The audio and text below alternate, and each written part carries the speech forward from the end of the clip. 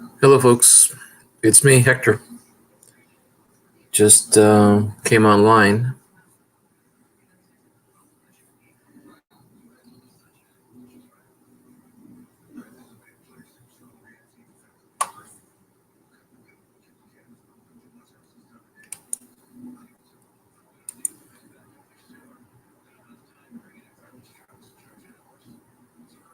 Wait a few minutes.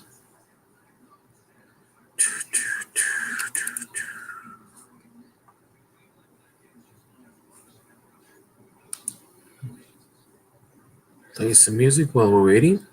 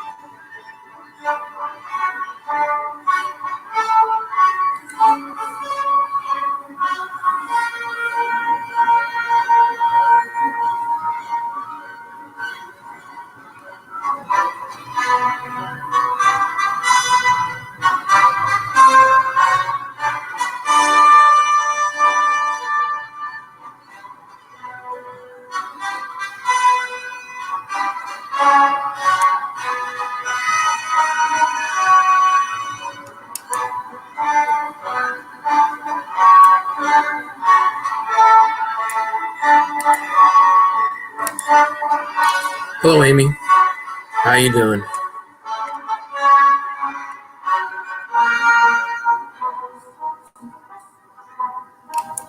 Seven Wonders. How you doing, sir?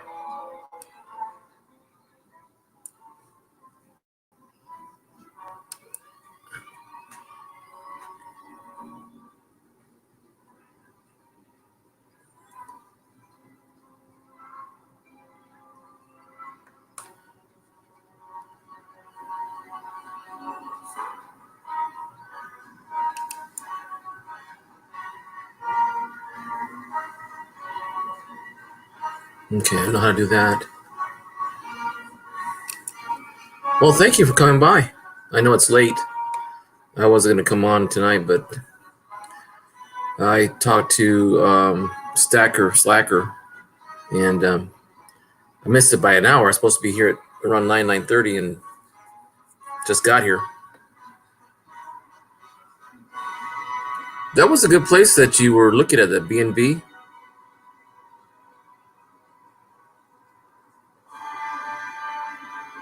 Oh, cool.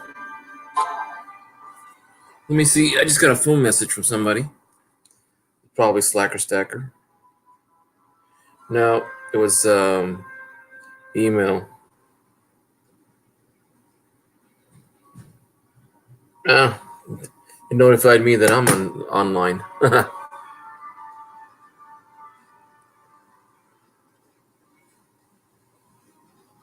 Yeah, you were talking to Alden Davis. You were in the chat, and you said that you had found a place for $545 for 22 people.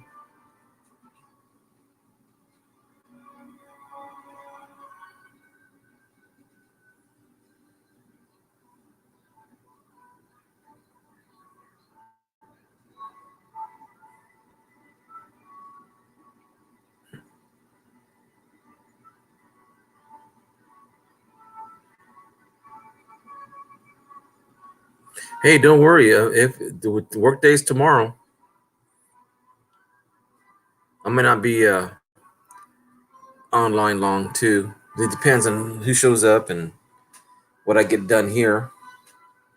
I got a box of coins. I got my first San Antonio, and I got this also in my penny golden rolls search. And this is a 2004 S, and this is nothing to brag about, but I found a San Antonio, but it's a 2019, but it's a Denver.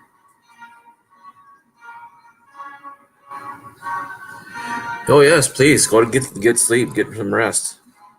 I feel, I notice that when I get older now, I'm sleeping on the drop of a hat. Taking naps is fun too, but yeah, I'm just gonna wait for Slacker Stacker if he shows up. If not, I'm gonna finish up what I've got here cleaned up. I went through a box of pennies, and I need to roll them up and get rid of them.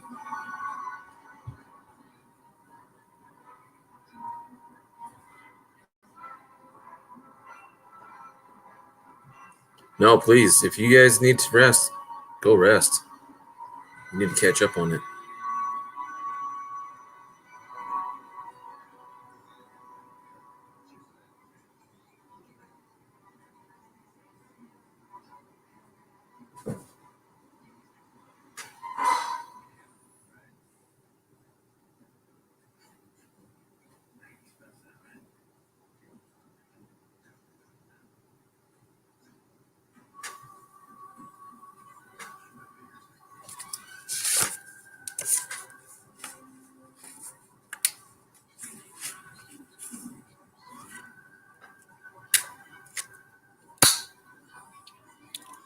Now I'm fixing my camera.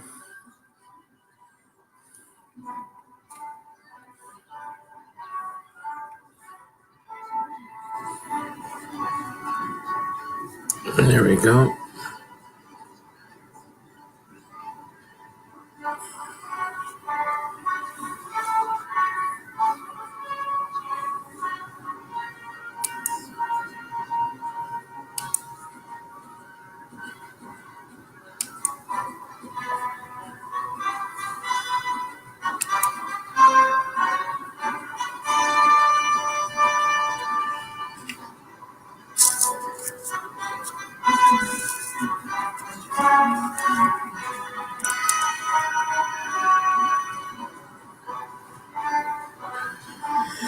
So I wonder, so far so good. I'll find out as the year goes along. I hope well it does. How about you? How's it treating you so far?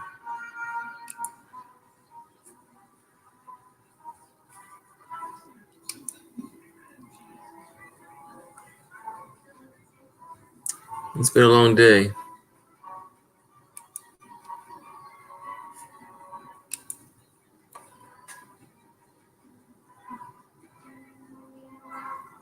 Gerbo. I got some coins I wanna videotape tonight. Nothing really spectacular. Just found my only San Antonio, but it's a San Antonio Denver. And some Canadians. And a really nice 2009 D Presidential Series. Other than that, you folks all get on some help by getting some nice sleep tonight.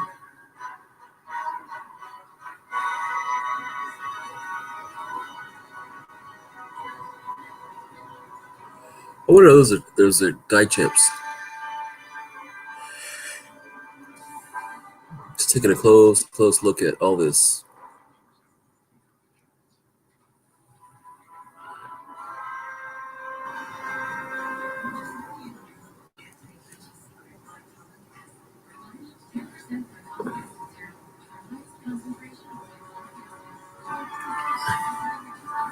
Let me see if that's a die chip.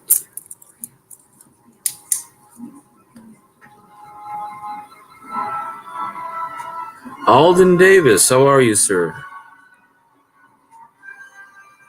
It's just you and I, sir, so far.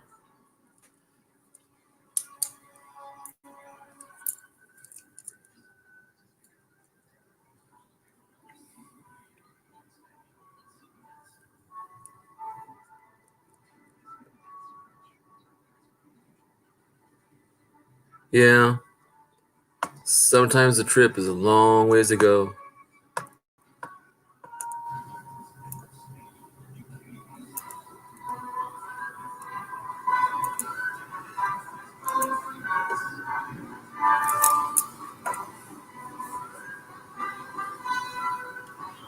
Oh, you're not? There. Let me take care of that right now.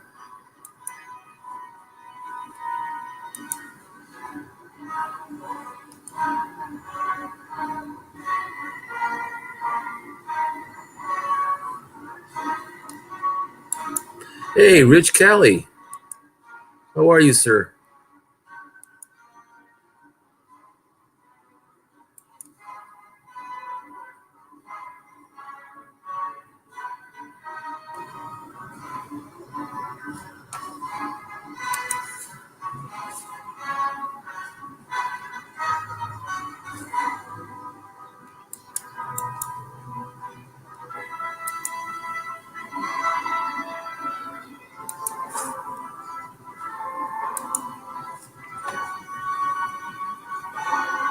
Whoops.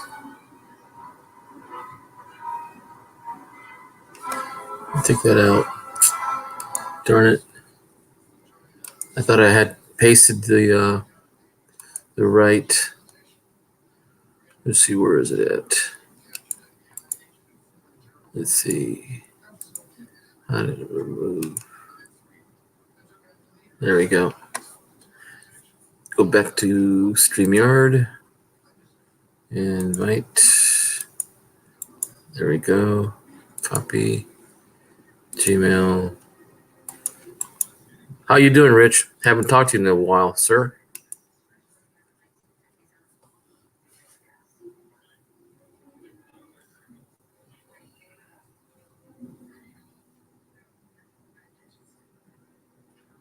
Oh, there's 4 people in here. Wow. I didn't really expect anybody to be here.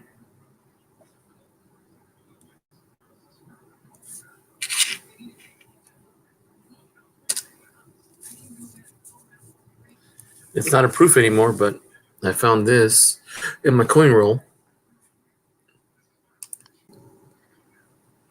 Alden, how are you, sir? Hey, Hector, how are you, my friend? I'm doing well. Cool. Good to see you. Same here. I was in your stream earlier. Oh, cool. How'd you like my stream tonight? It was nice. I like the idea about we're talking about the honesty of a channel and the person behind the channel. And hey, we had a lot of fun. Yeah, we had a lot of fun tonight. Had a lot of great guests. I had 2 of the best, prettiest, and sweetest ladies on YouTube on my channel tonight. Yeah, I was worried about Richard for a while. He's one of the early friends that I made very quickly on YouTube, and I hadn't seen him in a while. So he says he's doing better, and I'm glad he is. Hey, Rich. Yeah, I know Rich. We've been on in several auctions together. I think he's been on my channel before. Oh, okay. Yeah, I know Rich. He's a good guy. Really good guy. Yeah, he is a good dude. I like him myself. I was supposed to be on with Slacker Stacker because I was on the phone last night with him. I was sitting in my car outside and it was getting a little on the cool side, but we were on the phone for at least an hour and a half just talking. It got to be 2:30 in the morning for him in Texas time. Oh, Lord. Yeah, I know. And yeah, good thing he was off today. Here now. Well, you know something? I'm on StreamYard side, so I am too. I don't see his name yet, but he might be coming along in a little while. Hey, there's 7. I like 7. He's cool. Yeah. He's one of my neighbors, actually. Really? He just said he just got back. Not across the hill, but close enough. Oh, by the way of the crow flies? As the crow flies, yeah. Yeah. It's an old saying my dad used to say all the time when I was a kid. Oh, God, I hit the wrong button. Sorry about that. Hey, Popzilla's here. What's up?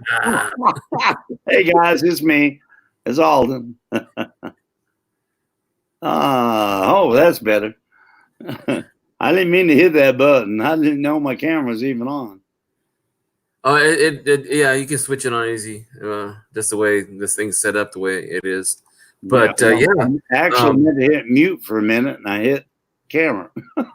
You know, that was a good subject to talk on today. Like today, I went through a box of pennies, and I only got 2 wheats out of the whole thing.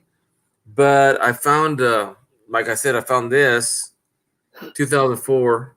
You know, it's a little messed up. You know, but it's not proof anymore. But it was kind of surprising to find it.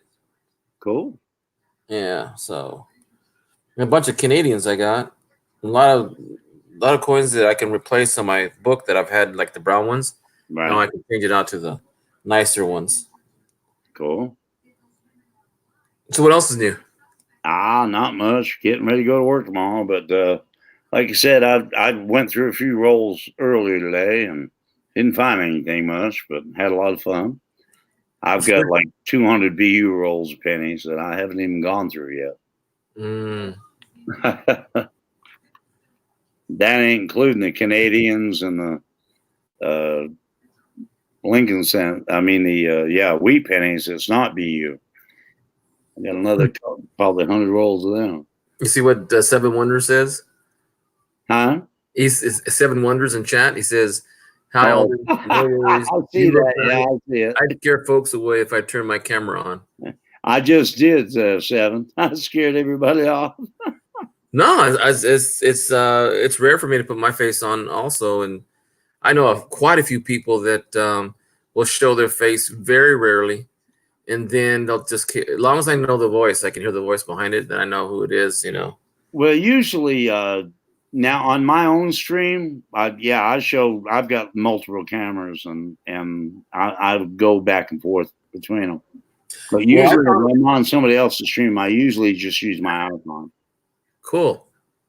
I found a way to use my two phones. I have an old Galaxy 5 S5, and I have my new one, my Samsung, and I'm able to connect those two by switching them over through StreamYards and also onto my laptop.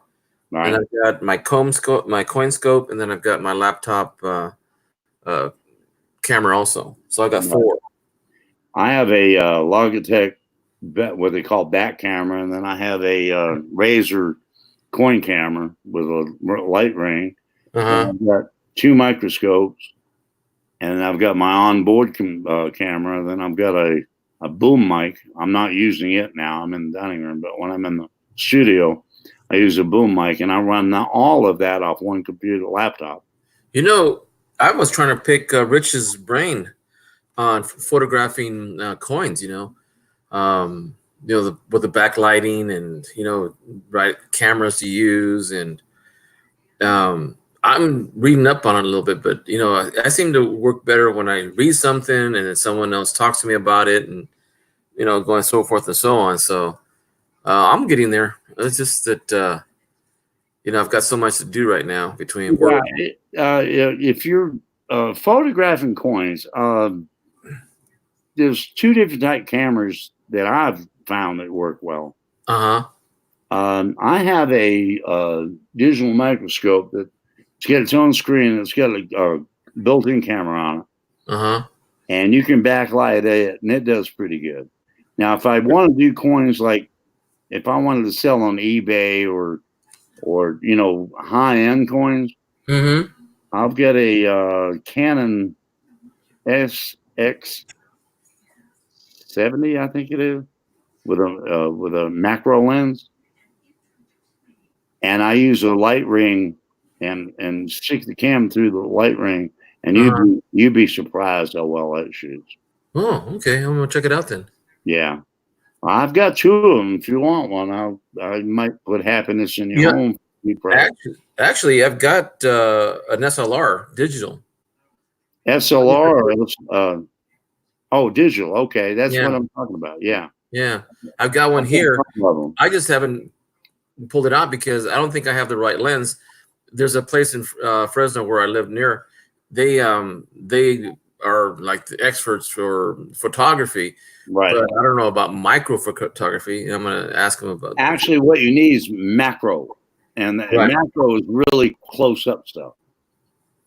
Yeah, I'm hoping that I can pick their brains out and see what they say about it. You can buy a macro lens for what did I give for mine? I think I'll give I'm guessing $140, I think, for it. Really? Yeah, not bad. And I mean, it does an awesome job. Did you see there was a, I don't know if it's a commercial that comes on between videos, and it had to do with putting a lens, and it's a pretty long lens on the back of your phone, and it's like, I've got a version of that. oh, do you? Yeah, for my iPhone. It works relatively. The one I've got is the cheaper one, but the one I've got works relatively well. But if you bought a higher end one, I'd say it'd work great. Well, yeah, I got what I have is it's regular, wide field view, 28 millimeters to 120. Right. Hey, Lincoln, how you doing, sir? Hey, Lincoln. I just got off the phone with Lincoln, actually. Oh, really? Yeah. Hey, that's another thing too. There aren't too many people I've given my face, to look at in stream or my telephone number, and I'm beginning to find how to. Well, I shouldn't say how to. I'm learning who I can talk to, and hey, Johnny, Johnny's in here too. Hey, Johnny Ray. He took a nap. I like Ray. He's cool. Yeah, sometimes I do the same thing. I'll take a little break, and I'll come back. But no, it's just that you guys had a good conversation with Diane and Robert and Floridina about you have to get a lot of trust in people. We do, and Robert and Florina and Diane and Joe and Lincoln and Oz and several others, not several, but a few others. Mm-hmm. Yeah, I'm in contact with a lot. Travis, another one, on the phone or through text or whatever. Yeah. Now Lincoln, I talk to Lincoln about every day on the phone. Really? Yeah. Yeah, we're pretty close. Is he in Georgia or Alabama? He's in Alabama, I think. Alabama, okay. Yeah, so he's about 3 hours ahead. He's in Mississippi. He's in Mississippi. Oh, Mississippi, okay. I'm in North Carolina. He's in Mississippi. Yeah, it was kind of windy and cool today. It's colder than hell here. Really? Oh, that's right. You guys. I think it's 24, 20. Let me look. Oh, it's 20. It's gone up. It's 25 degrees here right now. And the wind is 40 miles an hour. It's colder than crap out there. I don't think the temperature's that cold here in California, but let me check. Probably it's in the 40s.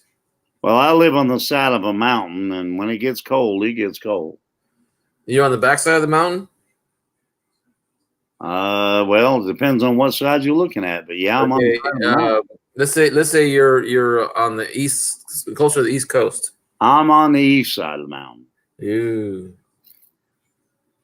Wind patterns is probably blowing towards you, so being on the other side would be colder because of the wind chill factor.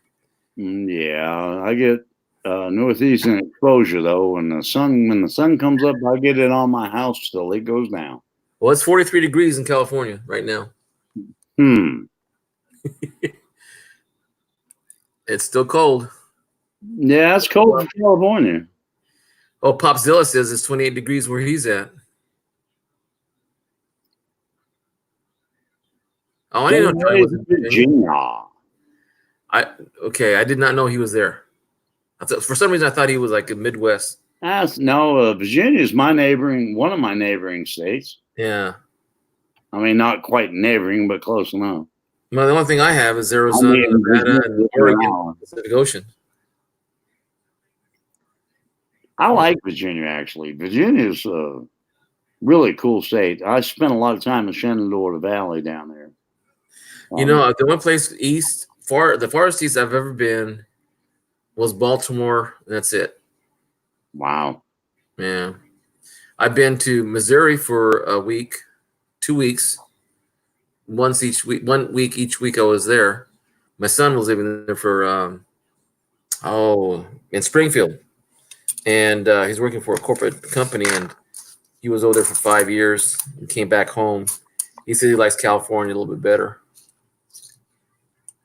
So that was good for us. He went to driving so far to see him. Yeah, my daughter moved to California, which wasn't good for us. But Oh, I know. How many kids does she have? my daughter, she's got one right now. Oh, okay. So one. So My you. granddaughter, she's two.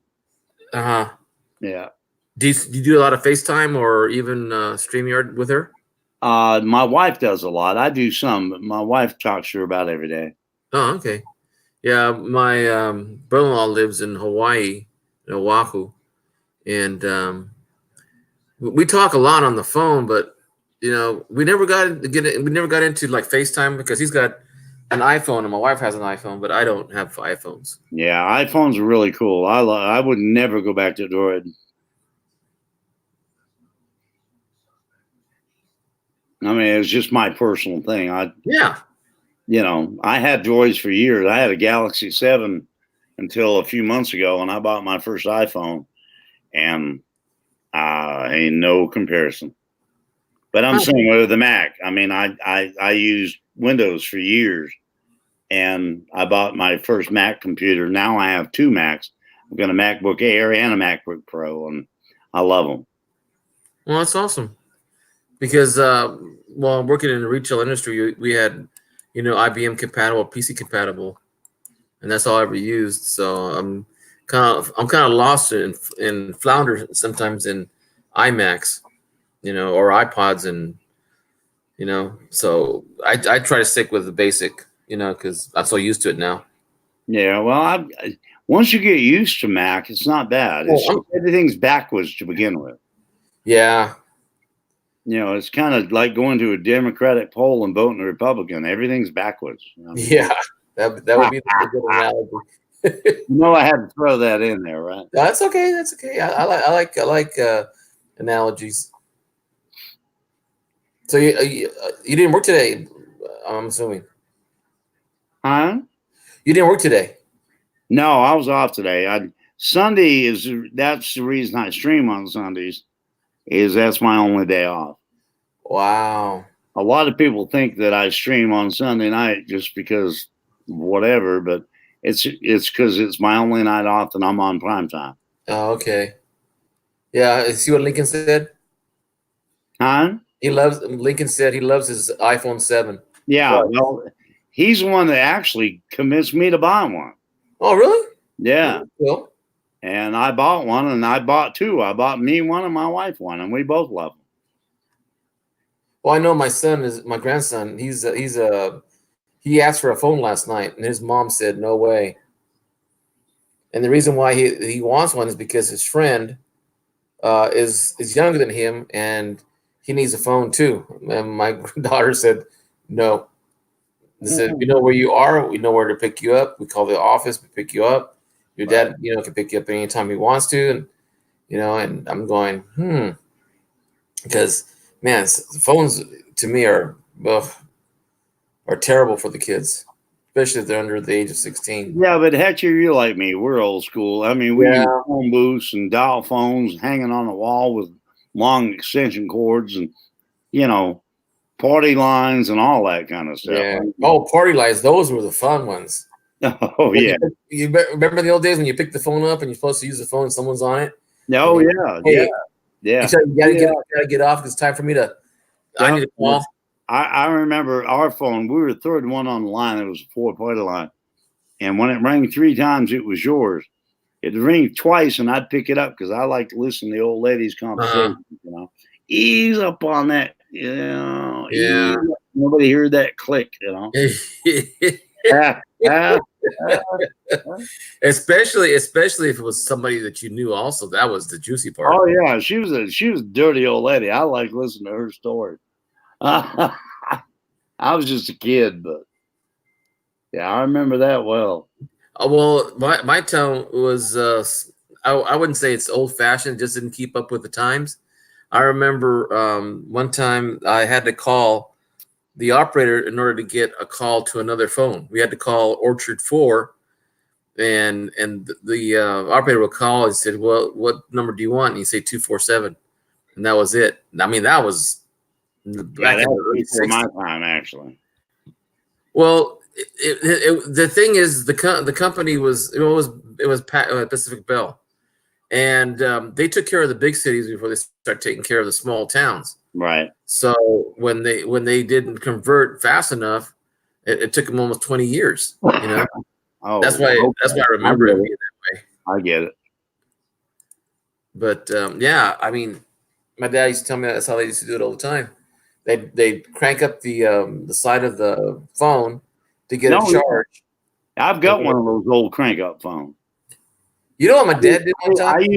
I use it to fish with. You do what? I use my old crank up phone to fish with. Okay, you lost me there. How is that possible? Okay, let me tell you what an old crank up phone does. Okay. It's got a magnetor inside it that produces an electrical current. Okay. You take the two wires, strip the two wires, the positive and negative, and you stick it in the water and you crank it. All the fish float to the top. You take a net, take them out of the water, and you've done fishing for the day. So it shocks them to unconsciousness. It shocks them to unconsciousness, and you scoop them up. Dang. Yeah. I guess it's better than throwing an M80 into the water then. Yeah, well, same effect without the big boom and everybody hears it. All you hear, I want to say I heard it before, but this sounds familiar for some reason. Yeah, that's a true story. That's the reason I bought a crank phone. Oh. I'm gonna have to go get me one. one day, my dad, today. I bought mine 35 years ago. Oh, you still have it? Yeah, I still got it. Oh no, Lord, that sounds neat. Because I don't have a landline anymore. I've still got a post office desk, postmaster's desk from 1864 sitting in my dining room right now. All handmade. I have an old-fashioned roll-top desk with all little cubbies. Yeah. Roll-top desk, but it's modernized because I bought it in 1980 something.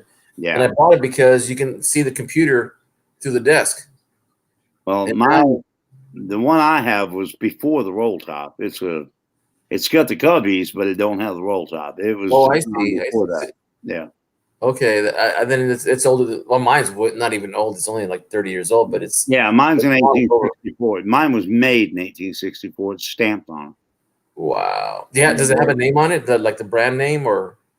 No, it was a handmade desk for the postmaster of Spruce Pine, North Carolina. Which wasn't called Spruce Pine back then. For the postmaster of that small town. And I bought it at an auction, I don't know, 40 years ago for $45.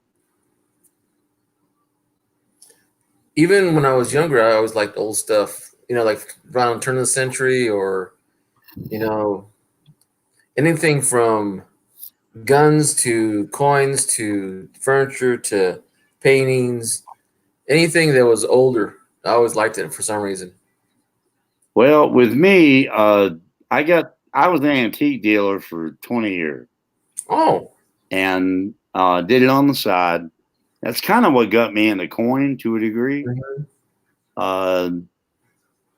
And so, yeah, I started off with Blue Ridge China, actually, which was a high dollar, not a high dollar or a high end at the time, but it was a very popular pottery back then. In the 40s and 50s. It was made in Tennessee, in a little town called Irwin, Tennessee. And they had a plant there. But they made some china that was kind of rare. That kind of got me into antiques. I went from that to pottery to other things. Then I started buying furniture and textile and just a little bit of everything. And that's what got me into antiques. And during the 90s, the early mid 90s, I made a lot of money doing that. Good. And then I kind of got out of it. And a few years ago, got into antique coins. And that's what got me on this page and Rage. And Now that's what I do. Well, I was coin collecting way back when my dad was, when he was coin collecting since the 30s. Right. Um, but off and on, not but I've learned a lot about what a Mercury diamond looked like, what a barber, all the different turn of the century coins. But Right. when I started working in grocery stores and in large department stores and discount stores, I used to count money all the time, and after a while, it was just like boring. I would have boxes and stacks of nickels, dimes, pennies, quarters like that. I had to make deposits. It'd be like $200,000, $300,000, make sure it's right. After a while, it was just like, ugh, I don't like. I don't. When I got my first ATM, I thought that was the best thing ever because I didn't have to carry money with me. Because I used to count a lot of money, a lot. I bet. In retail business, you will. Yeah, and we would have to wear gloves because one of our girls, she was getting sick, and we didn't know why she was getting sick. Every time she went to the office to do the counts, and by noon she was having headaches and she's throwing up, and then we found out it was the money that was making her sick. Huh. So I had to take her out of that because in those days, back in the 80s and early 90s, cocaine was used a lot on the bills, to snort them up. Oh yeah, snorting money. Yeah, I remember that. yeah. So 50s and 100s, especially. Yep. Yeah. Now, or a poor man's 8-ball was done by $1. Yeah, I remember that too. Good night, Central. Lincoln, you have a good evening. Night, Lincoln. Love you, dude. Call me tomorrow, brother, or I'll call you. Oh, who's got really neat things that I like to look at is Rich Kelly. He's got postcards from the turn of the century. Oh yeah, I like. That's my favorite, and I also like looking at old films, like 1910, 1920s around there, and oh yeah, violet ones, black and white. Those are cool. And I always think all those people are gone. Oh yeah, all of them are dead now. Yeah. But it's neat to revisit that time because my grandfather was in San Francisco when he was 11 and 12, 1900, and he left right before the big earthquake in San Francisco. Oh, in 1906. So wow. I even found out his addresses when he lived in San Francisco. One of my aunts. I remember watching videos of the 1920 flappers, and those girls were 20, 25 at that time. Right. And of course, they're all dead now. Oh. And I was like, damn, there's some damn good looking women back then. Well, I went to Costco yesterday and I saw a man that said World War II veteran. I walked up to him and I said, thank you for your service. And he looks back at me and he says, thank you, but do you know how old I am? I go, no, sir. And he goes, I'm 99. And he's in a wheelchair, but man, he was still sharp. Yeah. I mean, can you imagine what he's seen in 99 years?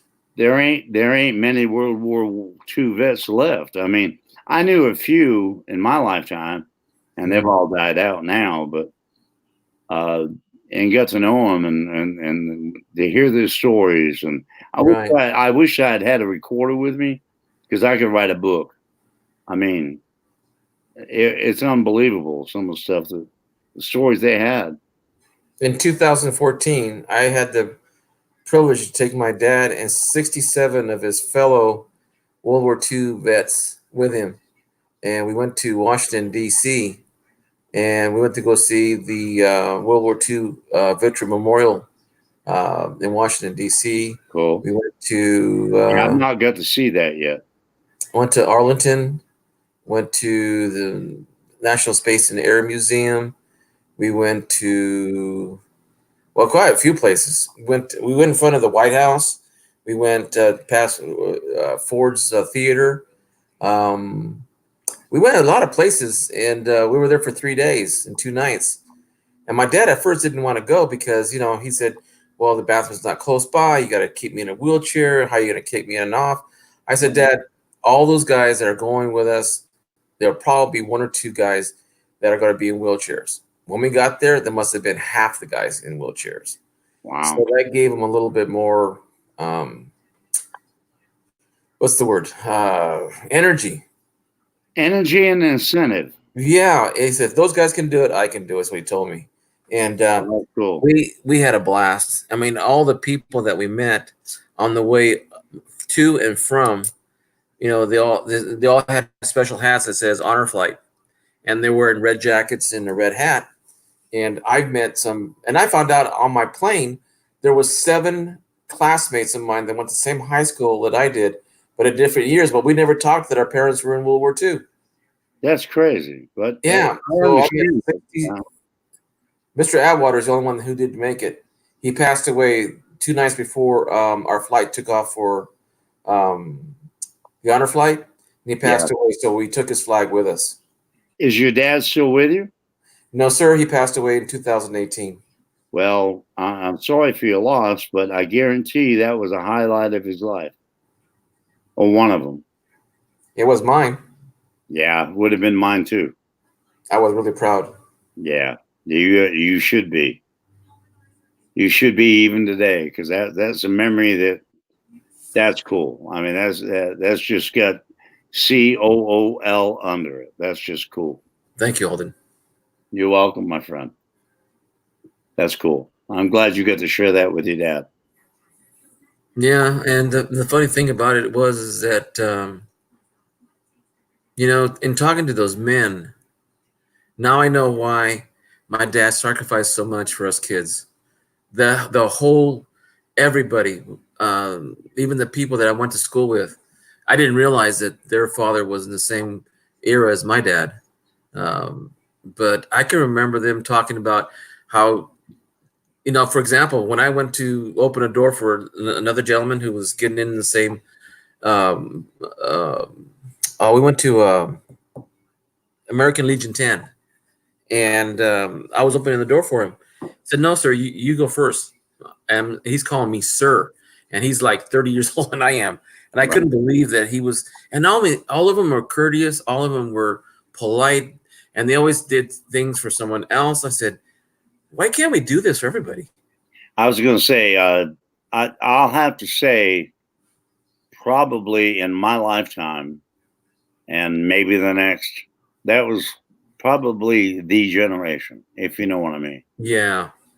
I mean, they were gentlemen, they were honorable, they were brave. And I'm not sure that my generation could have compared. Well, I know my generation going to compare with them. Well, there's certain things that my dad would say was, I think part of their philosophy was, if you borrow something, you take it back in better condition than you had it in. Right. And your word was your bond. It meant more exactly. than your signature. And your handshake is your bond also. Yep. You shake a man's hand, it's a deal. Yeah. I mean, if somebody offers you $1,000 more, it doesn't matter. You shook his hand. That's the deal. I mean, that's the way my dad brought me up. Yeah. And I live that to this day. I still live that way. Yeah, I got burned a few times. I've got burned too, but yeah. Still, didn't change who I am. But I go back to what my dad said. If someone takes advantage of you, even you give them your deal and that was your word, and you got burned on it, that's your deal. I mean, you should have been a little bit more, aware. But well, Daddy always taught me, you fool me once, you're the fool. You fool me twice, I'm the fool. Rich Kelly says in his garage he has tens of thousands of dollars of woods that you can't get anymore, and lots of crown molding that made out of California black oak. Yeah, Rich was a master carpenter, I think, that he used to do a lot of furniture. Oh, cool.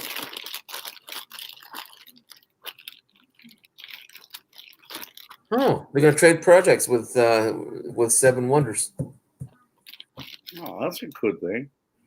Yeah, I watched This Old House, and I watch like Samurai Carpenter on YouTube, because I just like the techniques of what they do and how they make furniture and repair things. That's the one thing about my students. If they're not interested in it, they don't learn it. If I tell them how to fix their brakes, they wouldn't, and they're not interested. They'll better have someone do it for them. I keep telling the kids, look at YouTube, learn something. So instead of looking at music only, and music's great. I love music, but like I had a washer, not a washer, a dryer went out, and I looked at the model up on YouTube, and the person who was doing a video on how to repair dryers, he said, check this, check that, check this, and check that. If they all work, then there's only one thing left.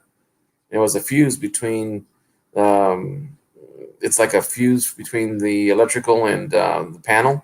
Right. And I checked it. Sure enough, $1.35 for the part instead of paying $300. Yeah. Hey, Melissa, you're here. Oh, there's my girl. Hello, Melissa. I love Miko.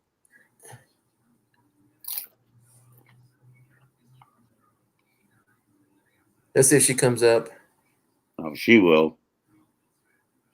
Oh, we had a talk the other day until 5 o'clock in the morning. No. Man, I was getting. I don't know if it's how many nights I stay up, but oof.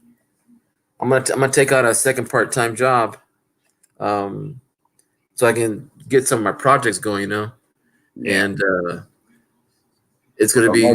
That's I'm considering not retiring because I like buying coin, and with the job I got, I can afford to do it.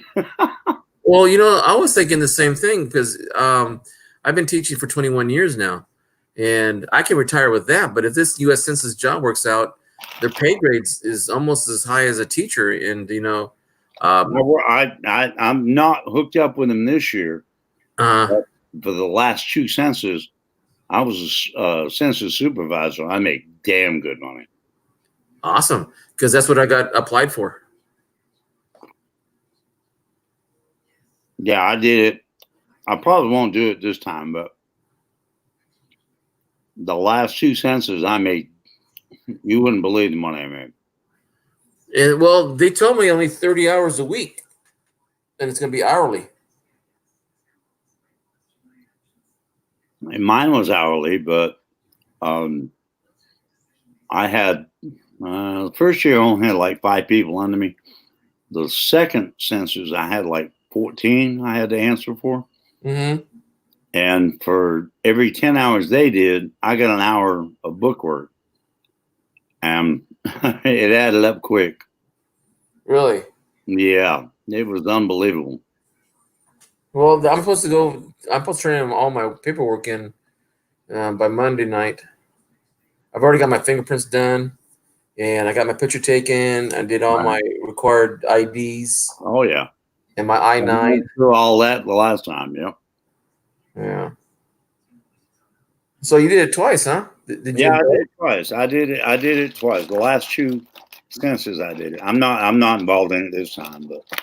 Well, I'll tell you, the guy I was talking to who was taking all my information, he said they're hurting for people. Well, I don't know if I heard. It was so he's working only 30 hours a week, but they asked him to work more hours because I guess they don't have enough supervisors or recruiters, I should say. I'm sure I could get back on because I've been with him before, but I've not even thought about it. Well, it's my first time. I wanted part of it is because it's part of the Constitution. I thought that was cool. That there's a lot of paperwork to it. A lot of paperwork. I could imagine. More than you know. Trust me. And every dot has to be, I has to be dotted, every T has to be crossed. I mean, that's just the government for you. Oh yeah. And I learned that early on because first time I worked for him, I got several things rejected, and I went, okay, I'll make sure everything's right from now on. And from then on, I never had a problem. They told you that you had done an error or something? Mm-hmm. Oh. Oh yeah. So you, as a supervisor, you get case file. Each person that's taken the census answers you. They get cases. What the case is, is you get your initial people that go out, Uh-huh. people that refuse, people that ain't home, addresses that nobody live at, people that are afraid of, caseworkers that are afraid to go on because of dogs or whatever. Right. What I did the second time was I got all those cases, and then I had people that worked for me that handle them cases. If for some reason they couldn't find out what was going on, I personally had to go myself with the caseworker and figure it out, or talk people into talking to me, or there's a whole lot to it. And believe it or not, you get a lot more resistance than you think you do. Oh, I know, because we had census takers come to our house when we were kids, and there was a 1960 census. Hey, Craig Durbin. Craig is here. Yeah. Come on right. You'll find the link in there. I was just talking about you today, Craig. In a good way, by the way. But I was just talking. Oh, yeah, he put a question mark on it. Well, if you have a moment, Craig, come on up. I'll send you the link right now with in chat. Yeah, I can't stay much longer. I've got to get ready to put all this equipment away from my stream. Get ready to go to bed. Yeah, and you're 3 hours ahead too. Yeah, it's 2:30 in the morning here. Yeah, my wife's been patient with me on that. But love you, Craig, dude. There he is. She's not feeling too well, so I'm gonna let her sleep on her own for a little bit and then get on there. Cool. The other Durbin, I like that. The other Durbin. Hey, that wasn't a tell you. Hey, Craig, hey, Craig. There's Diane Durbin, there's Kathy Durbin, there's Joe Durbin, and then Craig. That's the 4 I know right now so far. I think that there's actually more than that, to be honest with you. Just not in the coin community. No, that's okay. Craig's just cool, all around cool. Oh, yeah. That's all I can say. He may not be part of the coin community, but he's cool. I mean, Well, I am part of the coin community. I just like to be laid back. There's no reason to be high strung in life. Oh no. Ha. That's so true. I had a little incident the other day. We're at our store, and this guy was having problems with putting gas in his car, and he told the operator, the person behind the counter, in very bad language, that they didn't know what they were doing, this and that and the other thing. And the girl was getting a little upset. You can tell she was getting ready to cry. The guy goes back out and still doesn't know how to operate his gas pump. And he said he lost 75 cents, and people were waiting in line because she couldn't, function with him getting in her face and, yelling at each other. And, I was at the back end of it, and I said, end of the line, I'm going, nah, people shouldn't be treated like that. So I walked her to the front. And I said, look, I'll give you the 75 cents. If you go worried about that, here, keep $1. You can keep the 25 cents. And the guy says, what is your business? I said, well, if you're shouting out in front of everybody, it's my business. And you're holding up the line, it's my business. And the guy was a little bit aggressive. And I got in his face and said, look, you can do two things. Take the $1, keep the 25 cents, and leave. Or if it's disturbing the police, I'll call the cops. Guy walks away. Yeah, I mean, cussing me out still, though. But no one didn't do anything. Even then, the manager wouldn't even come out of the door. Didn't that give you an awful feeling when people will turn a cheek to somebody that'll act that way? Well, I'm thinking that's what they were hoping I would not, say anything or do anything. But I did. I mean, I'm so used to working in the public. I did. I walked up to him and I said, "No, you can't be treating people like that. Is it a mistake?" If more people would take a stand like that, we'd have a lot less issues. Exactly, Craig. I agree 100%. And this is another issue that we're battling with our society right now, is that there are a lot of people that need mental health. And they've removed that from most medical treatment scenarios. But Well, they've here's been the flip side of that, though, is that they'll treat drug addicts with mental health, but they won't treat people that need mental health with mental health. Greg. So if you're high on crack, they'll take you in and get you a mental health evaluation, no problem. But the guy that has aggression issues or anger management problems, they don't want to do anything with that. Hey, Craig. Yeah, brother. Yeah, that's what I was saying. I mean, a lot of medical insurance companies now have dropped normal mental problem type coverage. But if you're a drug addict, oh, well, hell yeah, we'll cover your ass. Yeah. We'll send you to rehab. But if you got, actual depression or mental problems, yeah, by the way, you fall between the cracks. Ain't no concern to us. Well, and that's I'm not sad. a military person, and I don't ever want to claim that I know all the military stuff there is to know. But there are thousands of people in our country that have PTSD, not associated with the military service. Yep, I agree. I can tell you, my dad, he was diagnosed with shell shock, and in those days, that's what it was called. But they also said that if you were shell shocked, it's because you're just either too scared or you're a coward. And my dad was no coward. I can tell you that for a fact. And the fact that people would say, "Oh, just go to the VA," and VA didn't do nothing back in the 60s and 70s.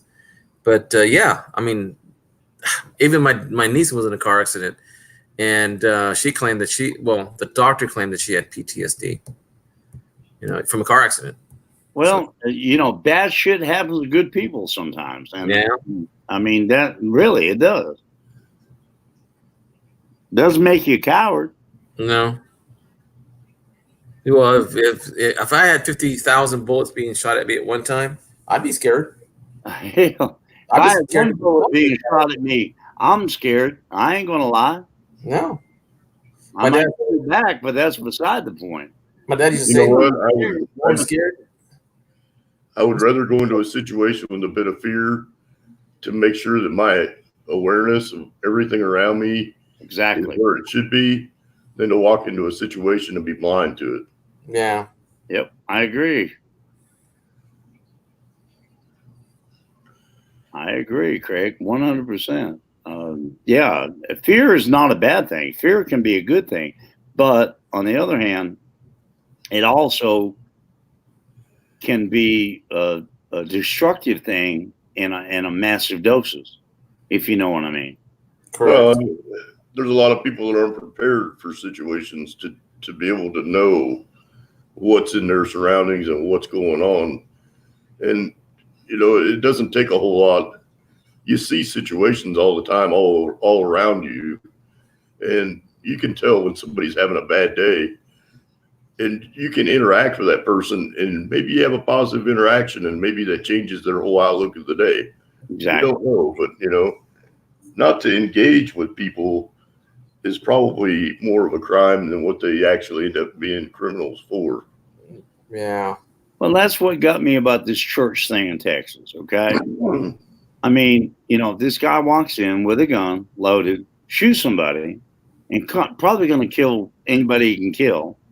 Somebody takes him out, and everybody's criticizing God took him out. I'm like, he asserted the situation. He looked at what was going on. Somebody's already laying on the floor bleeding. He took the guy out because, to me, that guy's a hero. Yeah, and the guy even admits on TV that he's not a hero. It was a situation, he assessed it, and he did what needed to be done. And there were 6 other people in the church armed and ready to do the same Exactly. thing. Yeah, if it hadn't been him, it would have been one of the other 6. But the point was, to me, he's a hero because he stopped it before it got any further. Yeah, and he didn't. I mean, that's not something he was looking forward to. I mean, nobody wants to make that choice. But no, nobody wants to do that, carries the gun. Nobody wants to. If you do, you don't need to be carrying. That's right. And that's what I tell people all the time. Just because I have firearms doesn't mean I'm irresponsible with the firearms. I mean, there is a lot of responsibility. It's a tool. Mm-hmm. And it's a tool you don't ever want to have to use. I mean, that's That's a last option. It's a last ditch option. Exactly. It's funny you guys say that because my wife and I have talked this way before the Texas shooting and that church. Because I've my wife doesn't want me to get involved a lot because I don't know what she does. Maybe because she's just my safety or whatever. But a few times I had to take a couple people out of church because one guy was rolling a joint in the middle of mass. I'm going, are you serious? Are you really rolling up a doobie? Yeah, man. I said, well, you know, you're supposed to listen to the song, the prayer. You listen to mass. And that's supposed to be meditation. You shouldn't be meditating on that. And so I took him out. Another time, I had my grandson who was only like 2 years old, and we were in a side chapel for children. You know, you can still listen to mass and you can view the mass, everything. And I saw this guy walk up to the middle of the front of the church, and there was a security guard walking towards him. And all of a sudden I saw was that he clocked the security guy, didn't knock him down, but I handed my grandson to my wife, ran out the chapel, and we're both chasing the same guy. We both tackled him at the same time, and I put him in a headlock first, and then pulled up his arm around his back, and I told him one way or another, it says, you're going to be carried out, or you're going to have a broken arm. It's your choice. And I had to whisper because everybody was like, no one wanted to do anything. Even some of the guys who were younger than I am, they weren't doing anything. And so I took the guy out, and he was a mental case. He hadn't taken his meds because the cops already knew him when they saw him. Oh, it's him again. I said, but why you guys let him go? Well, we have to. It's the law. I said, shoot. Anyway, so another time was a guy came in and started yelling at the priest, and the priest ignored him and continued on the mass. And I asked, I can't remember the guy's name's Charles. I asked, Cameron, come with me. And he seemed like he was a little bit more cooperative. And I took him outside, and as soon as the cop showed up, he went berserk. He went like bonkers. I said, hey, calm down. I said, are we talking when he came outside? And then he started yelling at me. He said, tell him about this and tell him about that. And I told him, hey, Charles, slow down, man. Let me tell my side of the story, and then when it's your time, you can do it. And the cops go, you done this before? I go, no, it's just that I do this all the time with kids. You know, you got to let them, vent, let them do what they say, but you control the situation, or else if it goes crazy. But even the security guards, we have an armed guard now in our church, which makes you feel uneasy. It wouldn't make me feel uneasy. I'd rather know that there are people around me that are at least hopefully getting the training and support.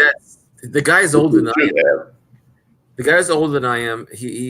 I'm sure he knows how to, unlock it and point it right way and shoot it. Hey, slacker. Hey, slacker stacker. I'm using my computer.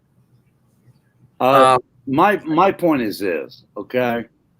I go to church, or when I do go to church, Mm-hmm. I don't want to have to carry a gun, but point being, in South Carolina a few years ago, I remember 6 or 7 petitioners got killed, and the reverend got killed, and because somebody went in and just emptied the gun. Yeah. If 1 or 2 of the petitioners had been trained and were carrying legally, how many people might not have died? So that's my point. Well, and here's the key to that too, is having a consensus of whether everybody in the church is okay with people carrying, and that there's a known presence, or at least having some kind of a strategic plan that they can enact in any situation, having the ability to practice that. That's knowing your element and knowing where you're at and who's responsible for what. Right. Is vital to a situation like that. I agree 100%. And those are conversations that are real and that people should have. They're valid conversations, and maybe you don't need lethal force to stop a situation like that. Maybe you do not. I mean, that's a last resort. You know that as well as I do, Durbin. Yeah, and I think that's why it's a valid point for firearm safety training to be taught to everybody. Well, that's why I talked to the security guard. His name is Richard, and I asked him what kind of gun it was, and I'm asking a lot of questions about, if does it carry another clip, does he have another gun on him, like an ankle holster, and he goes, "Why are you asking all these questions?" I said, "Because I need to know what kind of gun you're using, so if I know how to use it, then if there's something that goes down and you're not able to, and I hope that doesn't happen ever, I know what to do with the gun." Well, that's why I say take the classes, learn how to shoot, Mm-hmm. and NRA is a good place to go. They've got some great instructors, and they can teach you in multiple weapons, whether it be a 9mm automatic, 38 round gun, revolver, or 45. A 45, which personally that's my gun of preference, but. I carry a 9 because it goes away and it's small, but my gun of preference is a 45 ACP. Gun was designed in 1908. It went in production in 1911, and that's the model of gun, 1911. And it was that bullet round was developed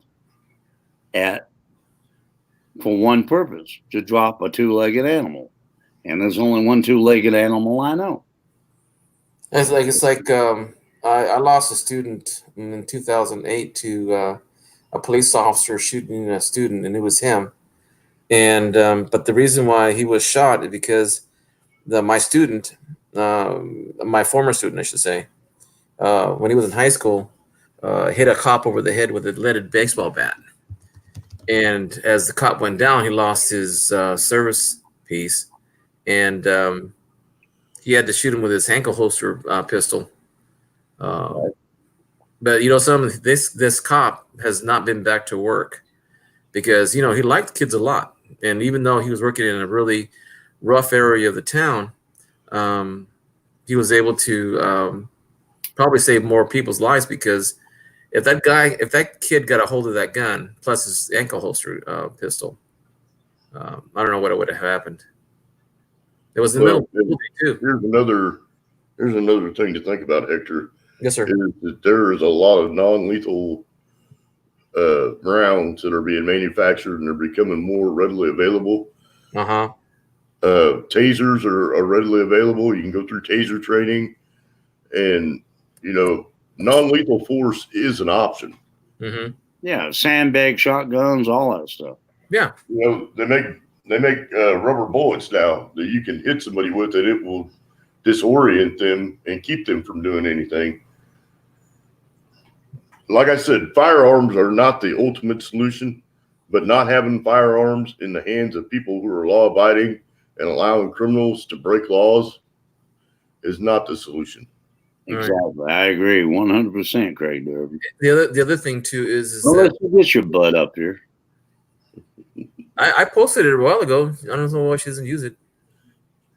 And I heard it once, but even being a firearm supporter, I strongly support bringing back a lot more mental health for people. I do. I do. Supporting people running around with guns.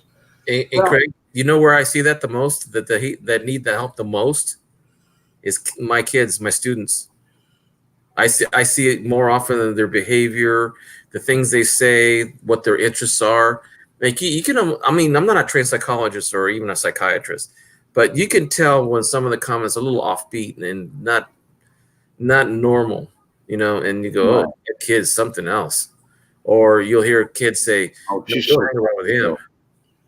Well, yeah, because one time when I first started teaching, working in retail, you kind of size people up. You evaluate people, you hire people, and you meet customers, and you try to figure out what they're looking for, what they're trying for, and what they're Here's Melissa, I think. Greetings and salutations. I don't know who that is. I don't know. I wonder who this could be. Still don't know who it is. No, I still don't know it. But anyway, what I was saying is like with gun control, I hear all these new laws you're trying to pass, blah blah blah blah blah blah blah. Hey, I'm like Craig. I believe in, the mental health thing. I believe in gun checks or background checks, all that stuff. Implement the laws that's on the books, and you'll keep a lot of guns out of people's hands that'll buy them legally that shouldn't. Yeah. Is that you, Sandharder? Sandharder? I don't know who that is. I know. I won't answer. It's not. It's definitely not Melissa. No. I'm not She sure said she who was it on the is. phone. Excuse me?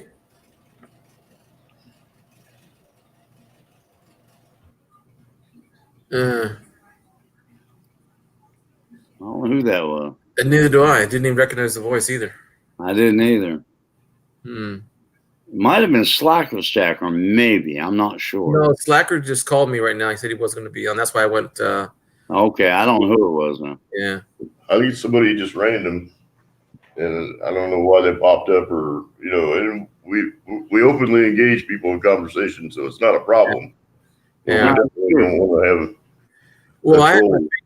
had my finger right on the remove button in case it popped up. Yeah. I was ready. My finger's quick. If you Quick, Hector, you're quick. that was interesting. That was. Hmm. Listen, guys, I'm gonna have to get off here. I've got to get this stuff put up and get in the bed. But All right. before I go, Craig, it's great to see you, my friend. It's always great to be around you, Alden. You know, Yeah, that. you too, my friend. You too. You make my day, brother. You make my day. I always enjoy being around you and Hector and Pops and We have a lot of fun. Melissa, and there's so many great people to be around. Yeah. We were just talking about that last night with Melissa. We're up to 5 a.m. Me, 5 a.m. Her time schedule, probably another 2 hours ahead of me.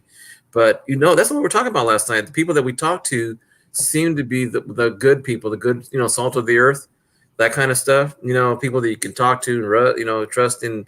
The information that we get in exchange from each other is really great, because there's been some channels I've been to that have not been very pleasant. Yeah.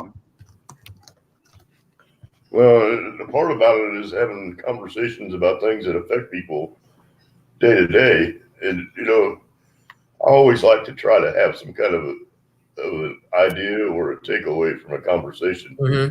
And being around you guys is always pleasant, because there's always a facet to keep my mind moving in a forward direction. Oh, yeah, me too. It's something you can just take with you and go, let me contemplate that a little while. Right. And I think that that's something that our country really kind of needs to have a lot more of. Oh, I think so. Oh, Too. definitely. I mean, Greg, I believe 100%. hey, having disagreements, there's nothing wrong with that. There's nothing wrong with having different opinions of differences of opinion. But if you can agree to disagree, then guess what? You've got it whooped. Yeah. I mean, we all have our own ways of looking at it. We have so many different unique perspectives on things too. I mean, all of our different areas of the country. Yeah, I'll be right back, guys. Hang on. I'll be right back, Alden. I'll be right back. Having the ability to tune into what's going on in different parts of the country and understand what people are going through helps you kind of evaluate what your situation's like and how things are in your area. A lot of people have a lot different issues to worry about than we do in our area. Well, So it's kind of nice to know what the whole country's going through. Another thing too that I noticed, also talking to people across the country, like all this back in the East Coast, and sometimes we have the similar issues that we can share and unite on and say that we need this fixed. Now there might be differences in economics or heritage or whatever, but I think we still share some of the issues that I have, and that Alden may have, you may have, or Rich, Callie may have, or anyone that may have a different view on it. Maybe having different views can come with a solution, you know? And that's- different areas cause different perspectives as well. Yeah. I definitely think that. Hey, Midnight Silver Run. Hey, Midnight. So I enjoyed talking to you guys. Oh my gosh.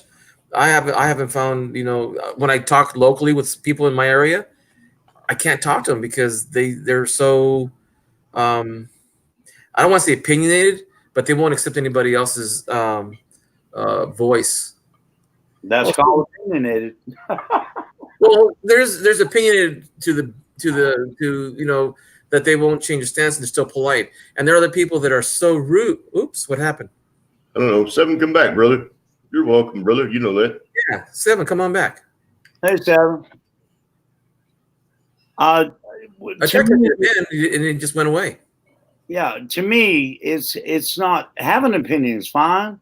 Sharing opinions is even better. Yeah. When you try to push that opinion to somebody that don't share it, that's when you're getting past that point. Am I right, Craig? Yeah, well, and this is the important thing too, is that if you don't get a different perspective on a topic that you're talking about, or get a point of view that you're not aware of, then are you really sure that your opinion or your point of view is correct? I mean, when I look at a situation, whenever you have one story, there's always 3 sides to that story. There's 3 different perspectives. There's more.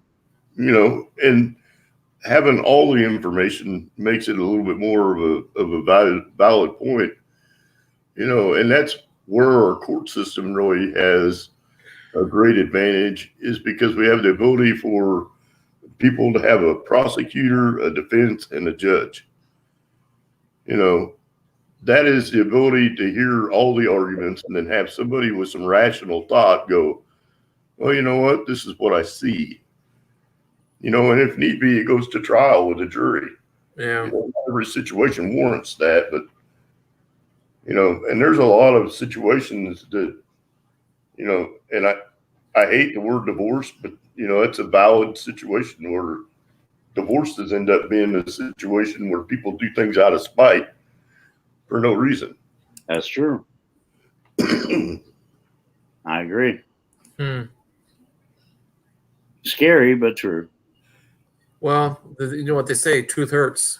Yep. It does sometimes. It hurts bad.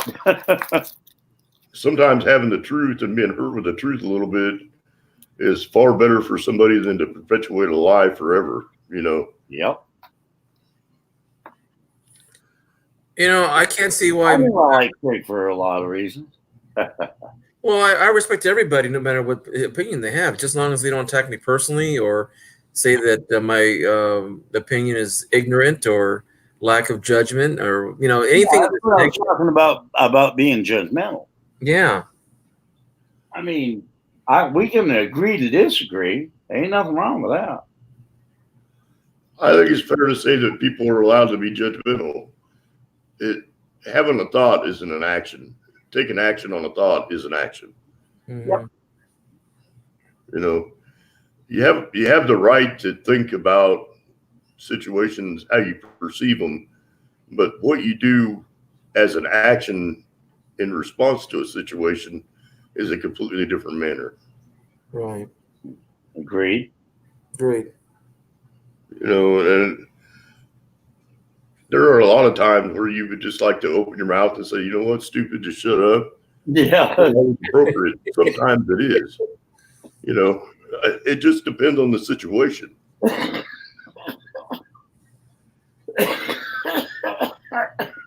And even in public, when you're in a situation where people are just being blatantly disrespectful, I'm not above saying, hey, you know what? I think your time's finished here.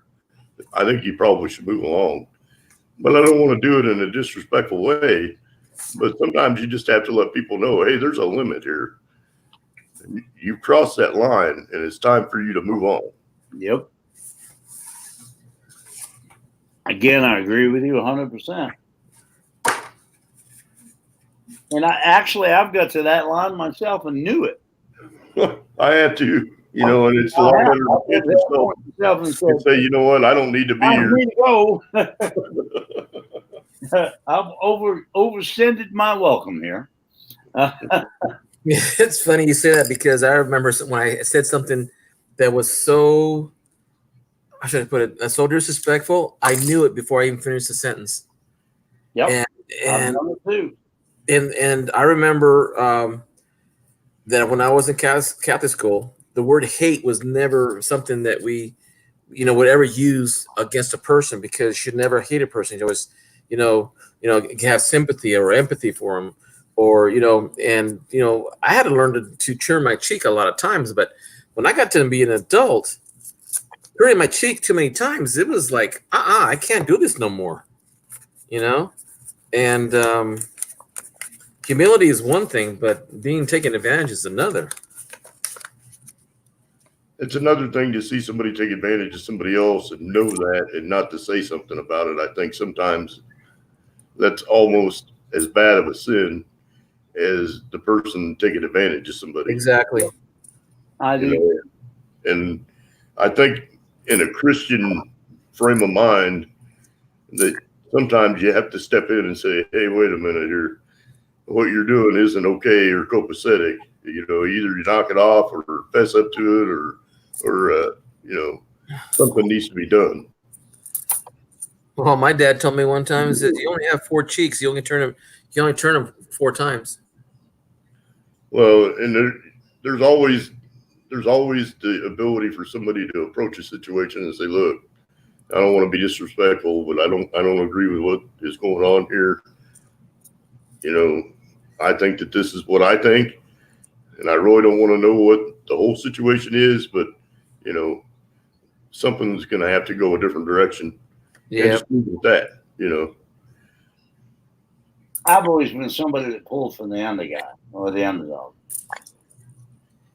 Yeah, I was rooting for the underdog.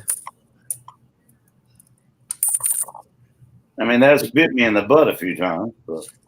Yeah, and there's a class of people out there that doesn't matter what you say, you're not gonna sway or change their thoughts or opinions on things. That's true.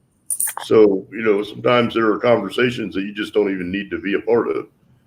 And having the wisdom to know the difference is pretty powerful. Yeah, that's true. Yeah.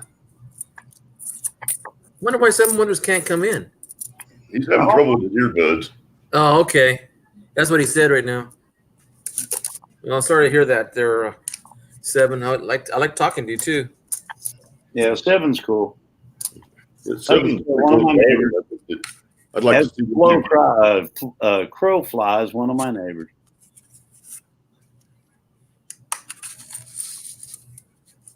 I like 7. He's cool. I do too. I miss being able to have a conversation with him. No, I have too. Earbuds that are wired or something. Oh, the wireless ones? Yeah. Rechargeables. I thought I'd get a pair of those, but then I heard that sometimes the frequency interferes with they don't stay on very long because it get interfered with the frequency from other things like, your cable, your wireless or whatever, your router. I'm sorry you guys didn't catch my channel tonight. Those that weren't there, I have some good giveaways, by the way. Conversation was good too. Yeah, not bad. Not bad. Yeah, I think I was out at the store at that point in time. My wife and I had an opportunity to get to the store where it was, sparsely populated. And the downside of that is so were all the shelves. No. Well, I wish you could have been there though, dude. Yeah, I'm sorry I missed it. I'm not going to be on next Sunday, but normally I'm on about every Sunday at 9:30 Eastern Standard Time.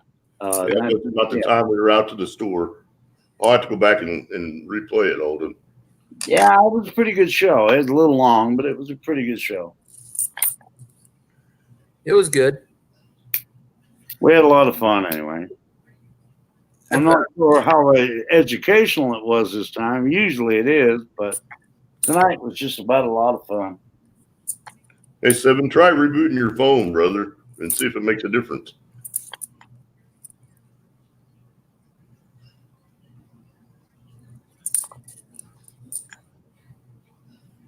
I'm finding some San Antonios, but they're all Denvers. I'm glad you were there, Hector. Well, I'm glad to listen to the conversation. Yeah, Yeah, I always like to have a conversation with Hector. I tell you what, the school district is going to miss you when you're gone, man. Lord, I said. Well, I haven't told you yet, but there's a position open. I applied for it.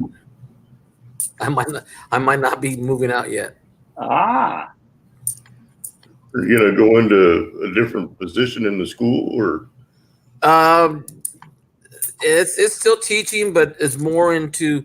You see, I really think that sports really makes a school better, and I teach the old fundamentals. Okay, a lot of the baseball players nowadays, you see them on TV. I know it's not a reflection of their character, but they're wearing long hair and they're got beards on and they've got some tattoos all over the place, And I'm from the old school where clean shaven, short hair, like kind of stuff. But I'm not that bad.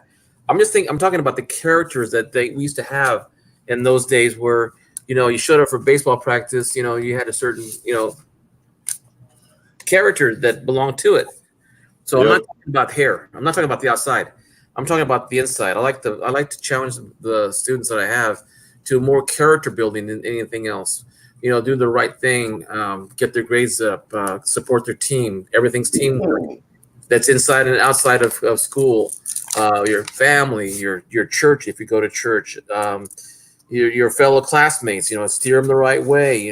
Be civic minded, and that's what I think sports are for me. It's what kept me kept me off the streets and not in trouble all the time like I could have been in my neighborhood, because the neighborhood got kind of challenging towards my high school years, and I think that baseball and playing sports prevented me from going the wayward way.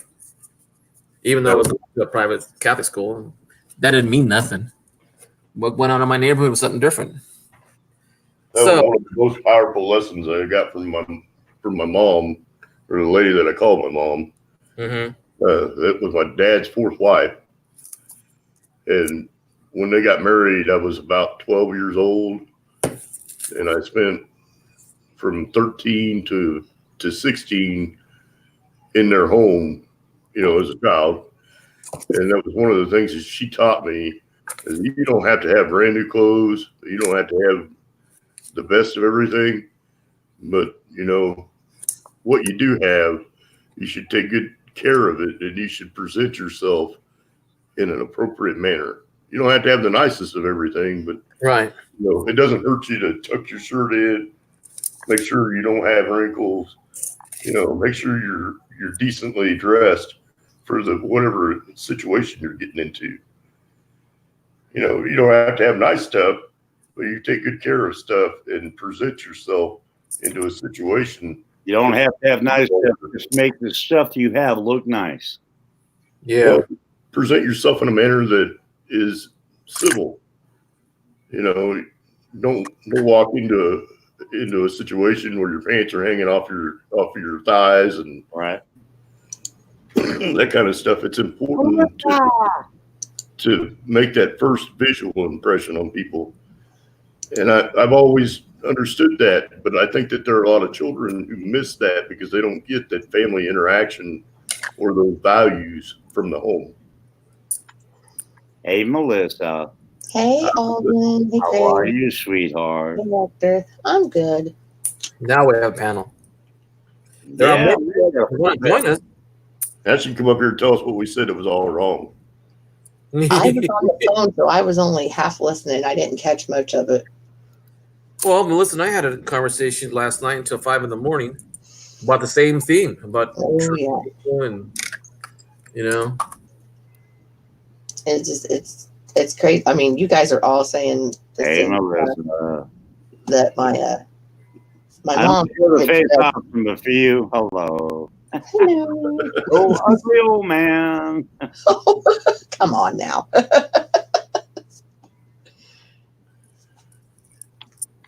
Yeah, but it's funny because,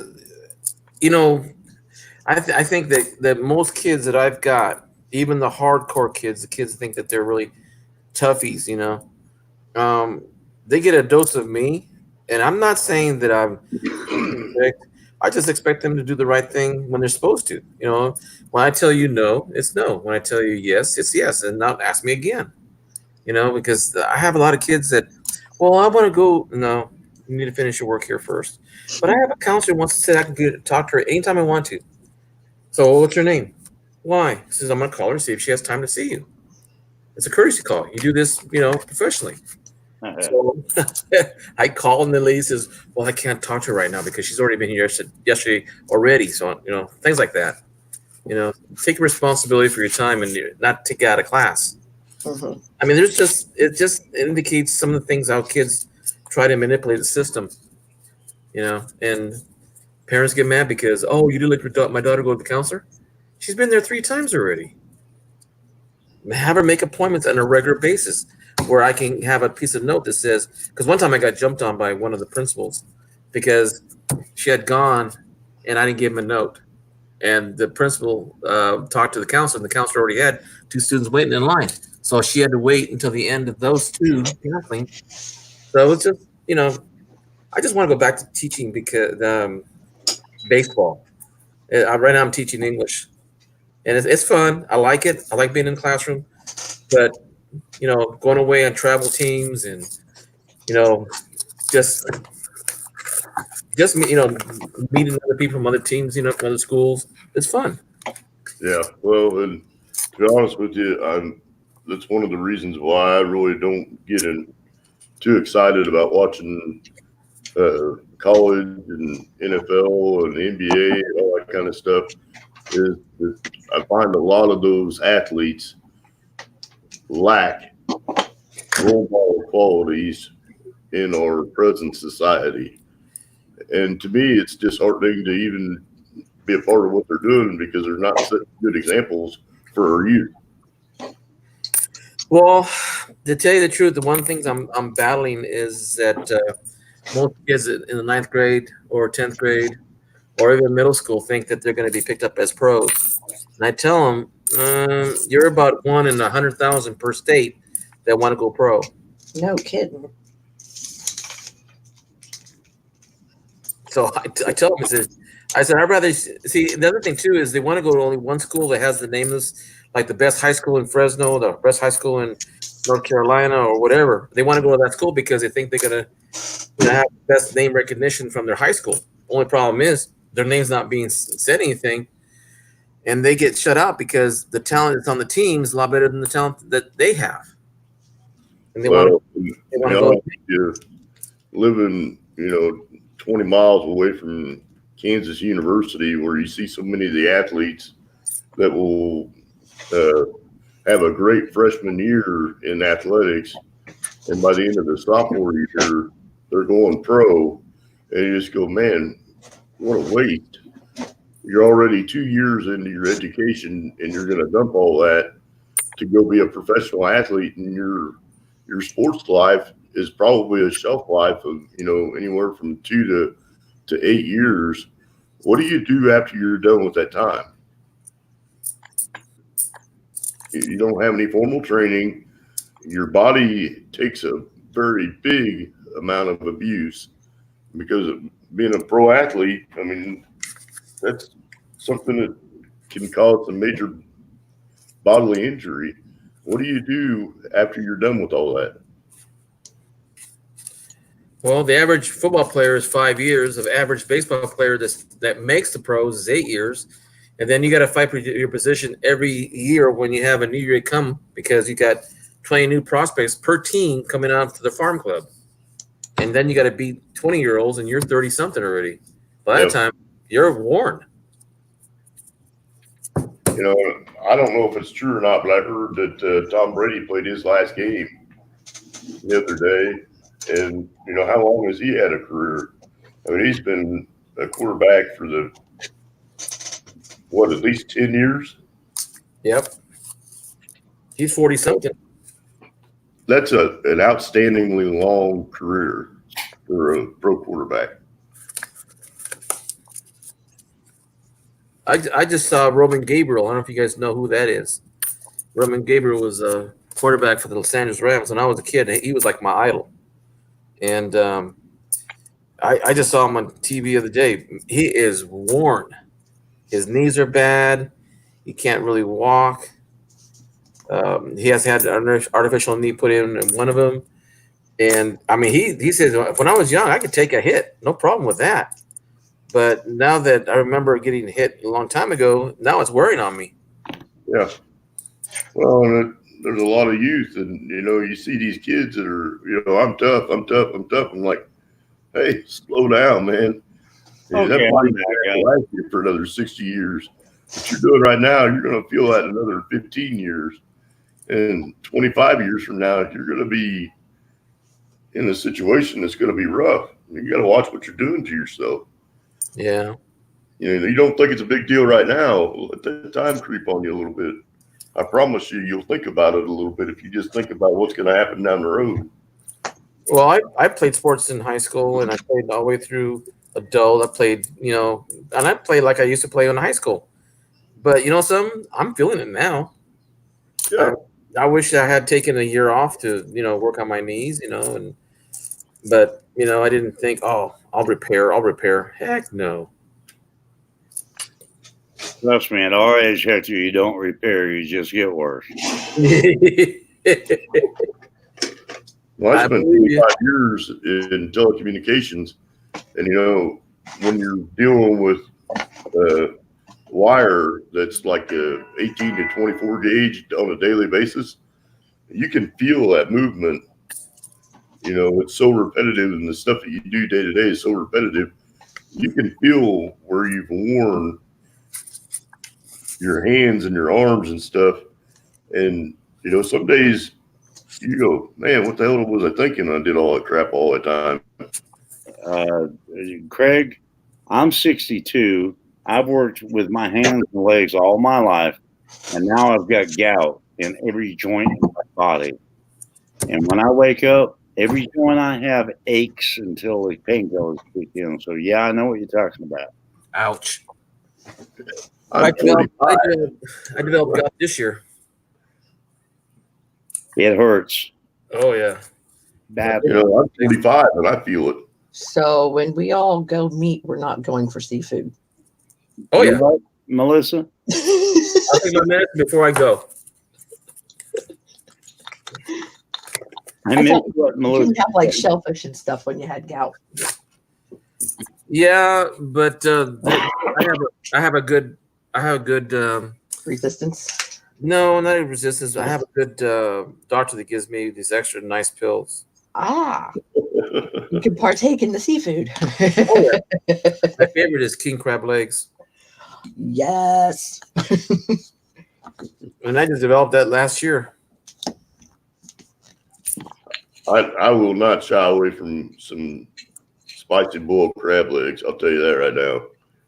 Yeah, it's like lobster's easier to eat, but crab meat is so much sweeter. It's good. And I don't even need any fancy tools to open crab legs.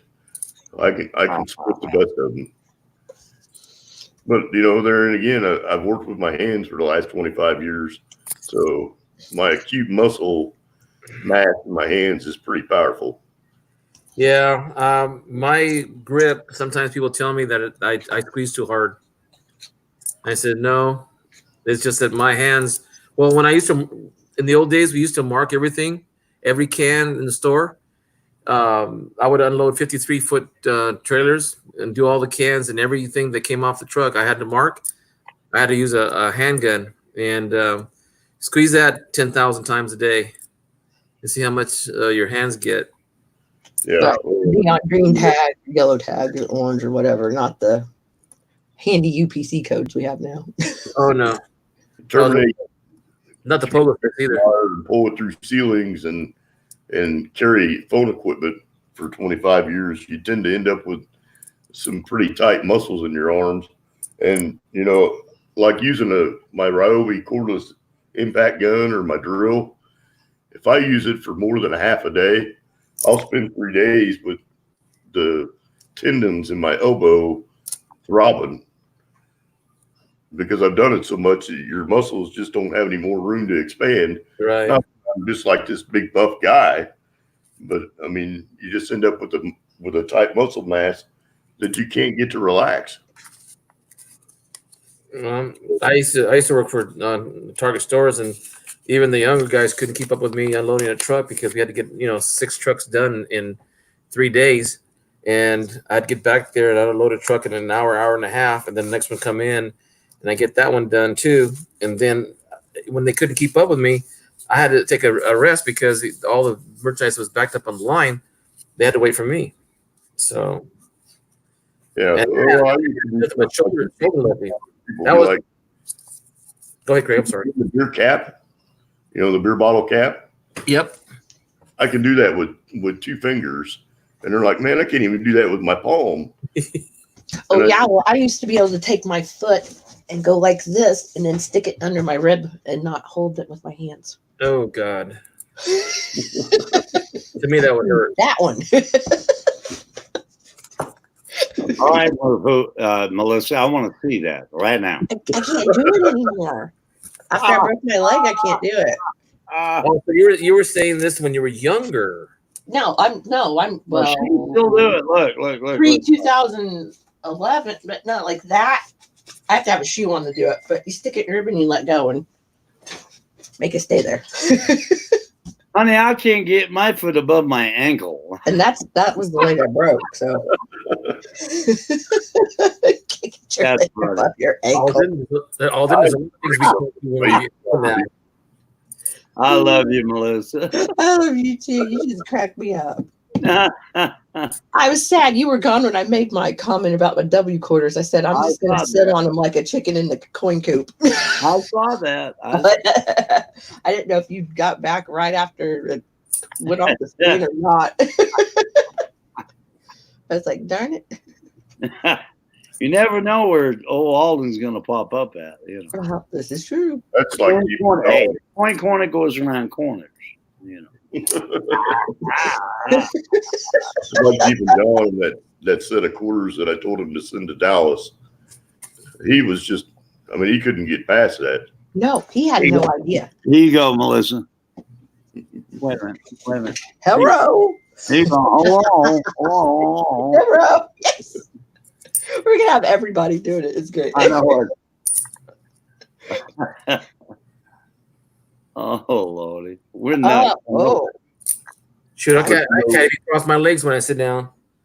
Hey, I had somebody on my show earlier, my stream I had on earlier, go, Alden, I thought you were bald. You always wear a cap.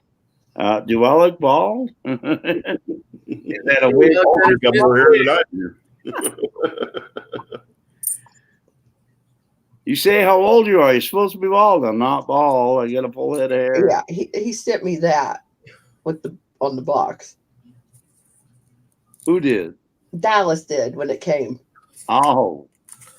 For those quarters? He was excited. And I was like, he said, Really? ooh, Open it already. Pretty good. Whatever John was planning on trying to do, some of it didn't go quite the way he expected, and he was just having a bad day the other day. So I sent him a perk me up, and he was kind of like, you, Mr. Durbin, are going to get some W quarters. And I was like, no, you could send those to Dallas, because Dallas has been just an outstanding young man in our community, and he's always trying to help people. So send him right on over to Dallas. And he was just kind of looked at me on his camera. He was like, what? And he was like, you do realize that, I'm selling these for $100 a set. And I was like, send them over to Dallas. I appreciate it. I'm grateful for you. And it isn't about me. I said, I think that he would enjoy them. He would take care of them. And I'm good with it. I have to say, I bought a set. I bought the last set he had for sale. Right on. But he was just having one of them days, and you could just tell. Yeah, he won't have a great day. That's true. And Yeah, you can tell when he has a bad day. Jeep and John and Melissa and Phil and you, Alden, and Popzilla and Hector, you guys are always engaging in the community. And my hope is that all of you can make that 1,000 subscriber mark. Well, Whether or not you choose to be, I celebrated my 350 tonight. I gave 4 nice slab coins away, and I think I'm at 360 now. So I'm on my way. Cool. you know, I like to see people win.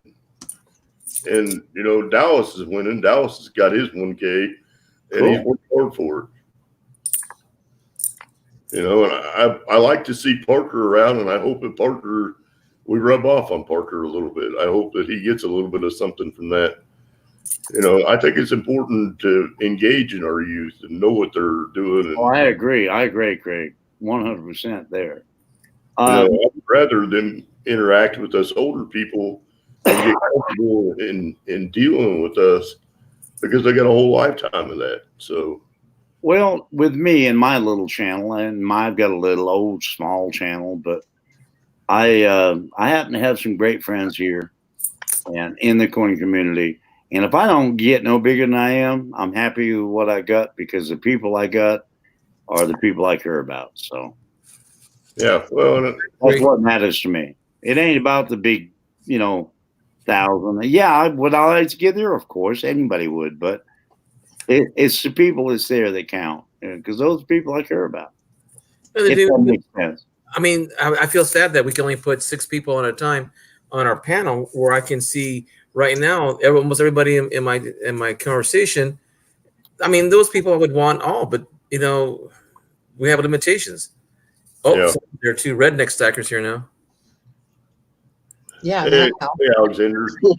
Dude, I've been in your basement for like 20 minutes, dude. Oh, I'm I sorry. kept my mouth shut that long. I thought you wanted me to. Read the conversation. Just my apologies, sir. Oh no, dude, it's all good. I just want to see how long it take you to notice. Oh yeah, I sat down there for a while too. Earlier, I was like, they'll get me. Hey, Redneck, how you doing, buddy? How's it going? Yeah, I had like a big conversation down there answering Craig's stuff and everybody's. I was watching the YouTube stream. Honestly, I popped the chat out. I put it over the top of the StreamYard. So I don't see the private chat. No. I apologize, Red. No, dude, it was all good, dude. Hey, I got a question for you guys. I wasn't even looking at. I know how to pop out the chat in Yahoo or YouTube. I just don't know how to put it in to my StreamYard. How do you do that? Does anybody know? You don't 2 put it different in the windows. StreamYard. What you do is you mute the YouTube channel where Okay. the video's playing, and you pop the chat out. And what I do is I have the StreamYard window completely open, so the video is at full size in the middle of the screen. And then when you pop the chat out, it creates another tab on the start menu, and you just click on that tab on the start menu, and you resize that chat window to fit over on the right side of your screen. Well, see, all right. Right now, I'm on the YouTube side, and I popped out my chat, and I've hit that little thing, that little 3-button thing, but it don't give me a sizing. It says participants, send feedback, and toggle timestamps. That's it. Yeah, well, what you do is you drag that window that you create when it pops out. It creates a whole separate window Right. that has the chat. Down there at the bottom of your computer, you should have a spot where you can see the windows where they're open, and you just put the chat on top of everything. I don't have that. I've got a Mac, so Yeah, it's a little bit different. So I don't know how that works, but can you go down and hit your bar where all your icons are on the bottom of the Mac? yeah, I can do that. You should be able to find that window open somewhere and click on that. Because it's a Mac, I'm not real versed with Macs, and I don't really know a whole lot about them. But you should be able to open windows side by side and have both windows open. Can't do that. Up at the top of your screen, does it have like the StreamYard? And then there's a little X in that tab, and then after that, there's like a little plus sign for another tab. Yep. Yeah, that's how I do mine. I just click the plus sign. All right, Johnny and 7, how's it going? Now it just opens a new tab. Yeah, and you can put your YouTube in that. and then you can I size mine down to be next to each other. You just can't find the window where it's No, popped out. that's not working. What kind of computer have you got, Melissa? A Book 2, Samsung Book 2. So you got a MacBook? No, Samsung. Okay, that's completely different. Yeah, but the premise is still the same. I just take mine and then I drag it over to the left, and it'll push one screen over. You see, size them the way you want them. you see the tab at the top right hand corner? I've got 2 tabs at the right hand corner. Okay. Left. You see where it has an X and the 2 little squares? No, mine don't have that. I've got 3 little dots. No, above that. Oh. All right, there we go. Click the 2 little squares. I don't have 2 little squares. I got One 2 little squares. No, that's my calendar, not my no. No. They're up at the top. No, it's not it. It's not there. Does it have like a green icon up there and a red icon? And of course, I got the green and the red. The red X me out of it, and green makes it big. Yeah, you on put a that Mac, one, remember? shrink it down. Can you grab the top of the box and move it down? That's how I do it. Nope. Does it allow you to manipulate the size of the window? It's not letting me do that. No, I know, but minimizing it, but I don't know how to minimize it on this new computer. Okay, let me take. If you Can have, double click on that bar and see if it minimizes it? That's what I thought, but no, it don't. If it does, I don't know where it's at. Yeah, Okay. I'm lost in the Mac world. okay, if it's you have both tabs open, right? I've got StreamYard, I've got YouTube, and I've got my pop-out chat open right now. Okay, I'm on pop-out chat. I don't even mess with the pop out. Like I've got you covered up right now. Does And Rich then- Kelly know more about Macs? Mac Annie, does not have the X and square. I know there's a way of doing it. I just Yeah, don't know. Okay, when you have both tabs up there side by side, just Like I hold said, I on have to. 3 tabs right now: YouTube, Okay, pop-out chat, and StreamYard. hold on to your YouTube one and slide it over to the right. Okay, it just moved next to the Yeah, now in front of StreamYard. yeah, because they'll kind of try to resize each other. What do you want? You trying to merge the 2? No, you're wanting to separate them so you can see the Click on the YouTube and drag it down to the middle of your screen. Yeah, thank you. Okay, I've got. Oh, okay. Hang on a minute. So we're getting Let me get rid of my pop out. All right, now, no, I'm back on StreamYard. Let me go to YouTube. Nope. Oh, yeah. I'm all screwed up here. All right. Oh, all right. Now I have done that much. we got it somewhere. But it's got brains after all. Now I've got it. That's how I did it. Yay! That's crazy.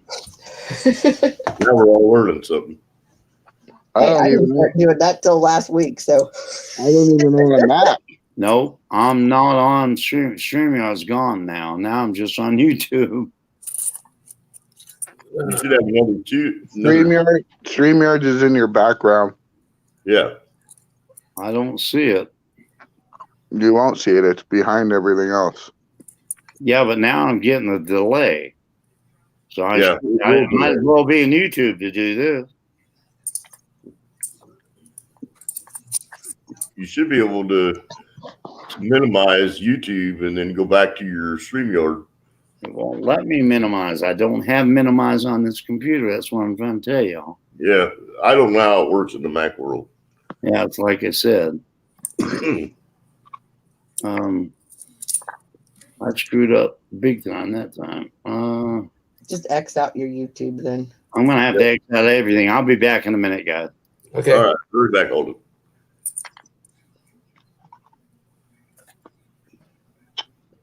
All right, now I'm back on StreamYard. Yep. Oh man! Now Been there, done that. now I'm live.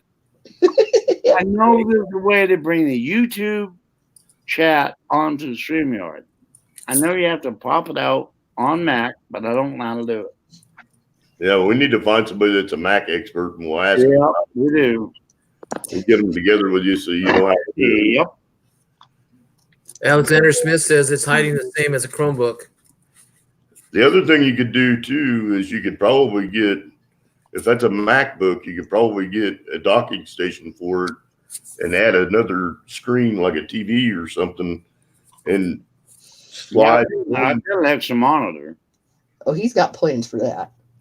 slide one window over onto the other monitor so you can see both of them on the two separate monitors. That would, Don't you have to have some special hookup for that? Nope. Ooh. no, you just got to have a docking station. Yeah, Yeah. okay. My bad. The docking station has the HDMI output on it. My old lady's work computer has like 4 screens. Yeah, it's like the. Yeah, 3's about as much as I want to deal with. Yeah. Well, she's got like 3 that are on her desk, and then 1 that's on the wall above them. Yeah. You get to watching 4 screens and you start getting neck pains that you don't want to have. Yeah, I'd be like this.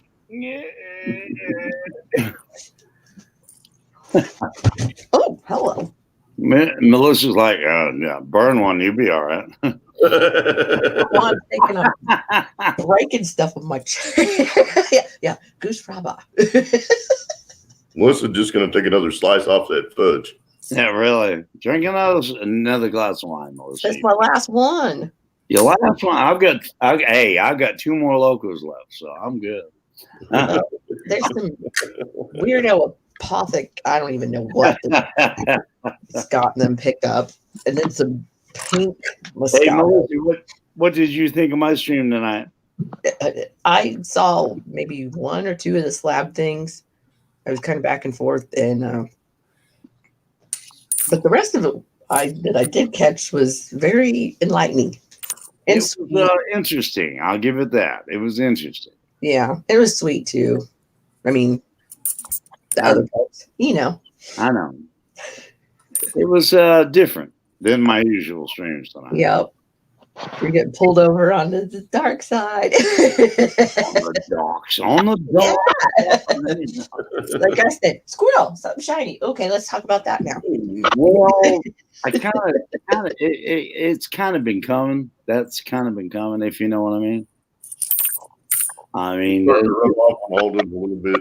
Says the silver stacking man. we won't go there, but yeah, that's kind of been coming for a while. And there was no names dropped, and it won't be on my stream, Robert's or Joe's. But on the other hand, yeah, it's been coming. So it was kind of our answer. It was kind of our answer to what's something from the other day, week, whatever. And they just chose my channel to do it on, which I'm fine with. You know, I must have missed something really good here. yeah, you did, Redneck. We're all going to be watching Alden stream here in about 3 hours. Yeah. Yeah. My streams tend to go a little long on Sunday nights. I'm sorry about that. Don't be sorry. But people like them. They seem to like them. So I get a lot of positive We're having a reaction. lot of fun. It's worth it. I have a lot of fun doing it. Most of the time, it's 100% about coin. Tonight, get a little off subject, but it was still about coin. Yeah, 7's leaving, so 7 get some rest, brother. Good All right. night, Kevin. Hey, Melissa, when you go to sleep, I'm going to steal you a chair because I need one like that. Okay. Then I'll have to get a replacement one with arms that Oh, don't. I see. With arms on it. Well, no, it's got arms. I don't like them. Oh, You can't lean on them because they. Oh, I Not that from happening. Now, You know the one that Rose Dragon got off the Real Giveaway guy, that one is That pretty one's cool. cool. Yeah, Cool. Rose has been cleaning up. Yeah, evidently. you could stop those arms from moving if you really wanted to. Well, Mechanical. Yeah, we were talking about it. Guys like me, take a welding torch. There you go. I'll Have a get good that night, Seven. Hey, Hidden. See you, Hidden. Thank you for coming by. Later, 7. So Oh, Alden, you're more of a stacker than a collector, or are you kind of both? I'm a little bit of both. I'm more of a collector than a stacker. I've got a lot of silver. Actually, I got a lot of silver, but I'm more of a Hello. hello. I'm more of a collector. Alden likes to spend a lot of time with my cousin Joe. Yeah, I spend a lot of time with Joe too, though. I like constitutional silver. I like constitutional coins. I buy pours. I buy bullion, but mostly I like coin. Yeah, see, I just got started into coins like 3-4 months ago now, thanks to Mel. Yeah, I know. I bid against you at Joe's. at Roberts and Joe's, I think. Yeah. But I've more just stacked bullion, and then I got into pouring silver, so I've been pouring silver for about 2 years now. 1 year live though, pouring. I've never heard of pouring silver. Oh, pouring silver. Oh, I'm sorry. Yeah, pouring silver. That's a prototype of red. That was a joke. No, it's all good. but no, yeah, I like poured silver. I got a nice piece from I can't remember his name. I won it from Travis. It's a skull, 7 ounce. Oh, okay. I can't remember his name right off the top of my head, but he's done some for me. I've got some stuff that SJ has poured. I've got some stuff from Travis that he's poured. I've got some poured silver. I like it. I love it, actually. Great stuff. Now, Melissa's sounds like you need a redneck piece. What is Melissa? What is that guy named that poured my skull? Do you remember? I want to know. With the he did the resin. Justin does the resin. Was it Bradley Height? No, he made the mold and everything. It's I put a video out on it. I can't remember his name now. Not TLT. No. This guy pours all the time. MK Byers. I'd have to go to my safe and dig it out to look the name up, but Silver Dragons? No. Slacker Stacker? No. Is it Slacker just started pouring? I'll think of it here in a minute. Is it a Metals Mafia member? No.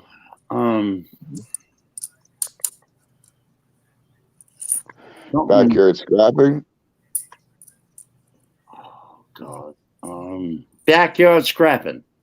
That's who made it. Backyard Scrapping. Yeah, that's what I just said. Yeah. Yep. Yeah, he's a good guy. He does some good stuff. He made God, that piece is beautiful. 7 ounce skull. And I mean it's big.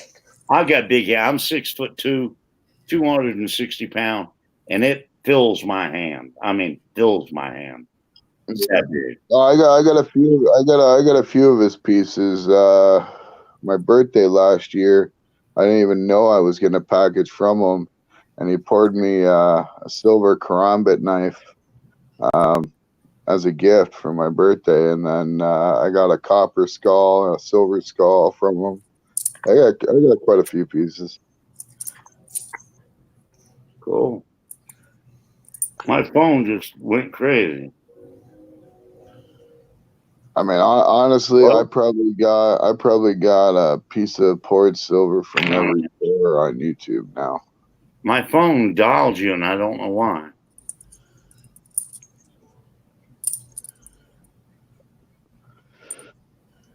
Found who?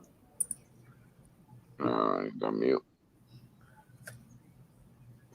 So what you been up to, Craig? Today, just kind of dealing with silly stuff. Yeah.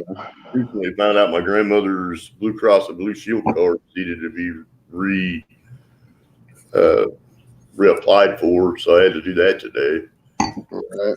And just I'm sorry, guys. My phone just went wacko. Kathy had a live stream earlier today. It went really well. She made some apple hand soap. Nice. So it was 2 hours of the afternoon. She had a live stream for that. So, I haven't been over to her stream in a while. I've just been really busy pouring and everything, trying to get orders done. I got this. We got this big auction coming up here. We got this big auction coming up here at the end of this month too. So we're gonna get ready for that too, right? Redneck, you're in Canada, ain't you? I am, but I most of my business is in the U.S. Okay, cool. Yeah. Well, I ship worldwide, right? So. All right. Yeah. All right. Melissa's gone. I'm going to steal a chair real quick. Melissa, you're going to come back and it's gone, and I'll be sitting in it. She said, "I'll shoot your ass, you Yankee ass redneck." you probably had to get past those 3 dogs looking at you today. I guarantee it. I guarantee it, Craig. I guarantee it. Them dogs would be happy to see somebody be like, somebody's here. Somebody's here. You making fun of me? Hey, I had my hands on your chair right through the screen, Melissa, and you come back too quick. Close, no cigar. Johnny Ray has no poured silver, man. Dude, Yeah, that's another one Red made. You need to send me an email, Johnny. And wait a minute, let me get that pour I was talking about. Hector, you still with us, brother? Oh yeah, I'm listening. Just checking. There's I'll be fire. right back, guys. Yeah, that's a Harley Davidson with the American flag. That's nice.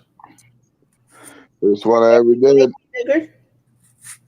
She owns both prototypes there, that one and my channel bar one. Yep, Hey, yep. fire boys. Hey, hubby. Okay, I guess I don't get to be bigger. You don't get to be a what? Be bigger. Oh, That's why I was still holding it there. I'm sorry. Say something.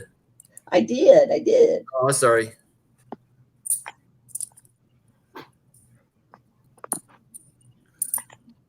That's a beauty. Yeah, it is. That's a shiner. Yeah, Stars on there. That's cool looking.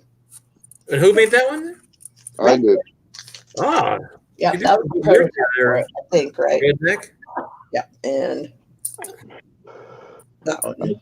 That's my new channel bar. Bradley Height carved the graphite mold by hand. Ooh, Yeah, that one came out really nice. by hand. Yeah, by hand. Yeah. God, that took some time.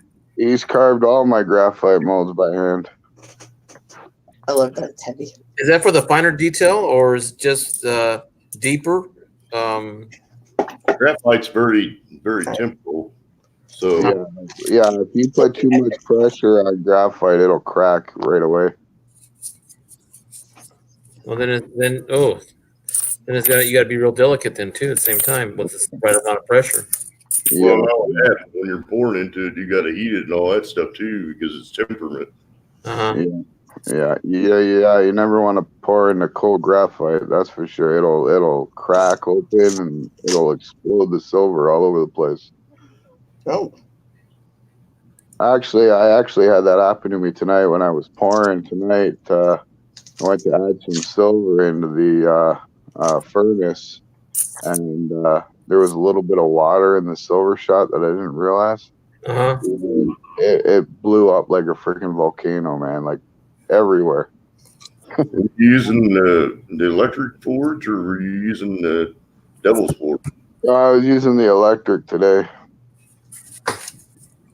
Have you Yeah. used that big devil's forge yet? Oh yeah. I use the Devil Forge all the time. Well, I knew that you had the one. I thought your wife had just gotten you the new one for Christmas or something. Oh no, the 10 kilogram hasn't came yet. It should be here by Friday though. So yeah, Oh wow! Look at that.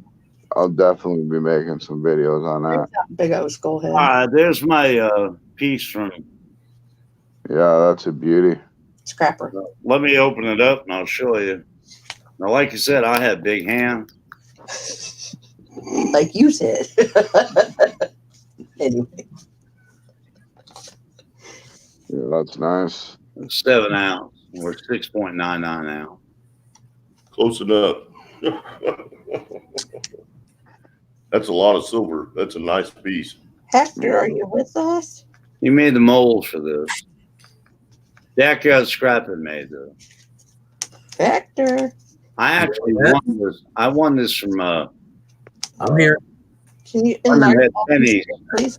1,000 giveaway. This was the grand prize, and I won it. Nice. That's an awesome piece right there. No, Hector, or Alden, not me. Oh, I'm sorry. Thank you, though. There you go. That's a nice piece. Yeah, And, When you get that much silver, getting it to flow out good, that could be a challenge.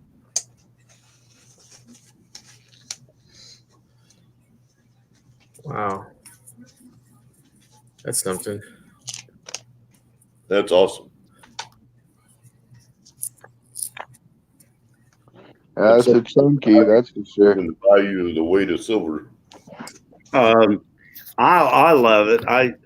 He got this case for it, and I keep it in that, and then I keep it in this box, and I keep it in the safe. But that's a nice piece. Okay, I'm done, guys. But that's one of my silver. That's my largest silver piece, hand poured silver piece. I've got a couple of 3 and 4 ounces, but that one is my pride and joy, I guess. I can see why it's pretty substantial and it's pretty cool. You love it, Melissa? I said I can see why it's pretty substantial and it's pretty cool. Yeah, it is pretty cool. Silver's up today, 1835 or something like that. Wow. Wasn't it like 1801 yesterday? Was it? Yeah, when you and I and Dallas looked when he was trying to get me That's right. warning about trading quarters and silver and Oh yeah. Oh, that conversation. yeah. I was like, dude, why do you wait till 4 a.m. to ask me this stuff? Have a good night, buyers.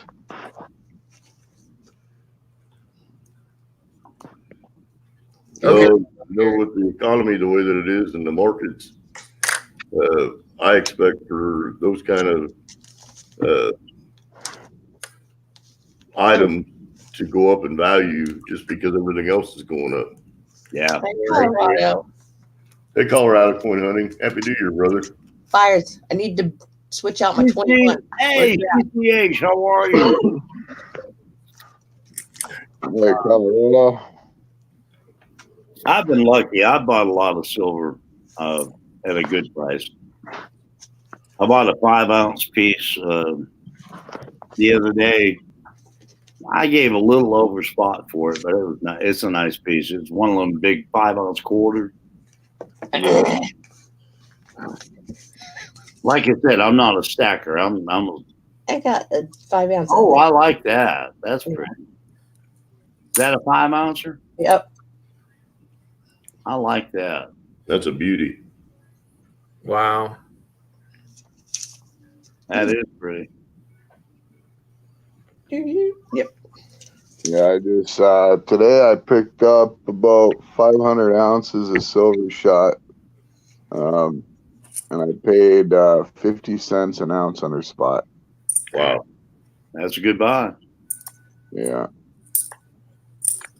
I Yeah, like but that piece, Melissa. Where'd you find it at? At my LCS, I got for like $80 or $100. I can't remember.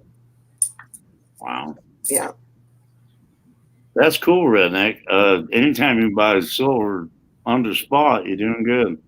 Yeah, but it don't last, man. I mean, like that 500 ounces will all be melted and poured in probably 2 weeks, you know. And then I mean, with the cleanup and everything, that's why I try to get it under spot, right? You know. Yeah. You're always gonna lose silver when you. Yeah, you're gonna lose silver. That's true. You know. Yeah, you probably come out the spot or a little over.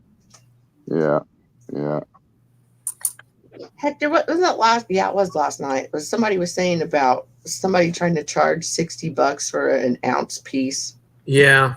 And then I was like, well, it was the exact same thing I said on Alden's chat tonight. It's like, you got to think about silver's their medium. It's an art form. They're, time, labor, materials, all that. I mean, I'll tell you straight up. Okay, I have a piece in my stack. It's hand poured. And then I paid $800 for it, and it was 2 ounces. Dang. Okay. But who? Oh, Lord. I mean, you don't have to say, but it's like, but who made it and how? But yeah, this piece was made by Manahuni. Okay. Oh, there you go. And it's got an electric motor built into it. That way, it has movable pieces that move on its own. Ooh, Oh, cool. you have to show me that sometime. Yeah. Like, I'm telling you, this guy is like the silver guru, like Mr. Miyagi when it comes to silver, Mr. Miyagi. Yeah. Like, and the thing is, like, this guy, like, I mean, I look up to him. Like, I hope someday I'll be as good as him. You know what I mean? And, I mean, he's been helping me out quite a bit. He's been teaching me some things, too. I got some really badass projects on the go right now. So, yeah. Hey, Redneck, have you met him in person? No, I haven't, but I am coming to the U.S. This year, probably in the summer, and I'm going to be going all over the states and meeting a bunch of different people, and he's one of my stops. So that's cool, Johnny Ray. I've got about 200 ounces, I'd say, somewhere in that vicinity. Yeah, I'm nowhere near that. I don't know. Never really added it up. Well, I'm guessing, but that's a good guesstimate. That's a lot of dimes to count. Hey, Johnny, you need a I'm not even adding my constitutional silver or anything like that. I know. Hey, Johnny, if you need a 5-ounce piece in your stack, man, I'll make you a 5-ounce piece, bro. Just let me know. That's why I collect all the plastic. It's a lot cheaper than the silver. There you go. Hey, I need a 18 something. I'll let you know the date later. Plastic trime.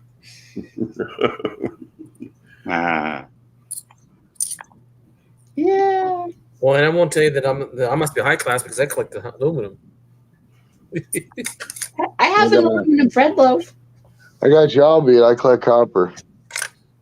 Hey, I want to collect gold. I just can't afford it. Hey, Redneck, is copper no matter what you use? Like, I've got almost 325 feet of 5 strands, 12 gauge, 7 gauge, 8 gauge, and 6 gauge aluminum copper wiring that went to my dad's submersible pump. We replaced the pump, and the guy replaced the whole 300 feet of it. Is that if it's actually copper wire and not copper coated aluminum wire? If it's actually copper through and through, it's 3/9 fine copper. 3/9?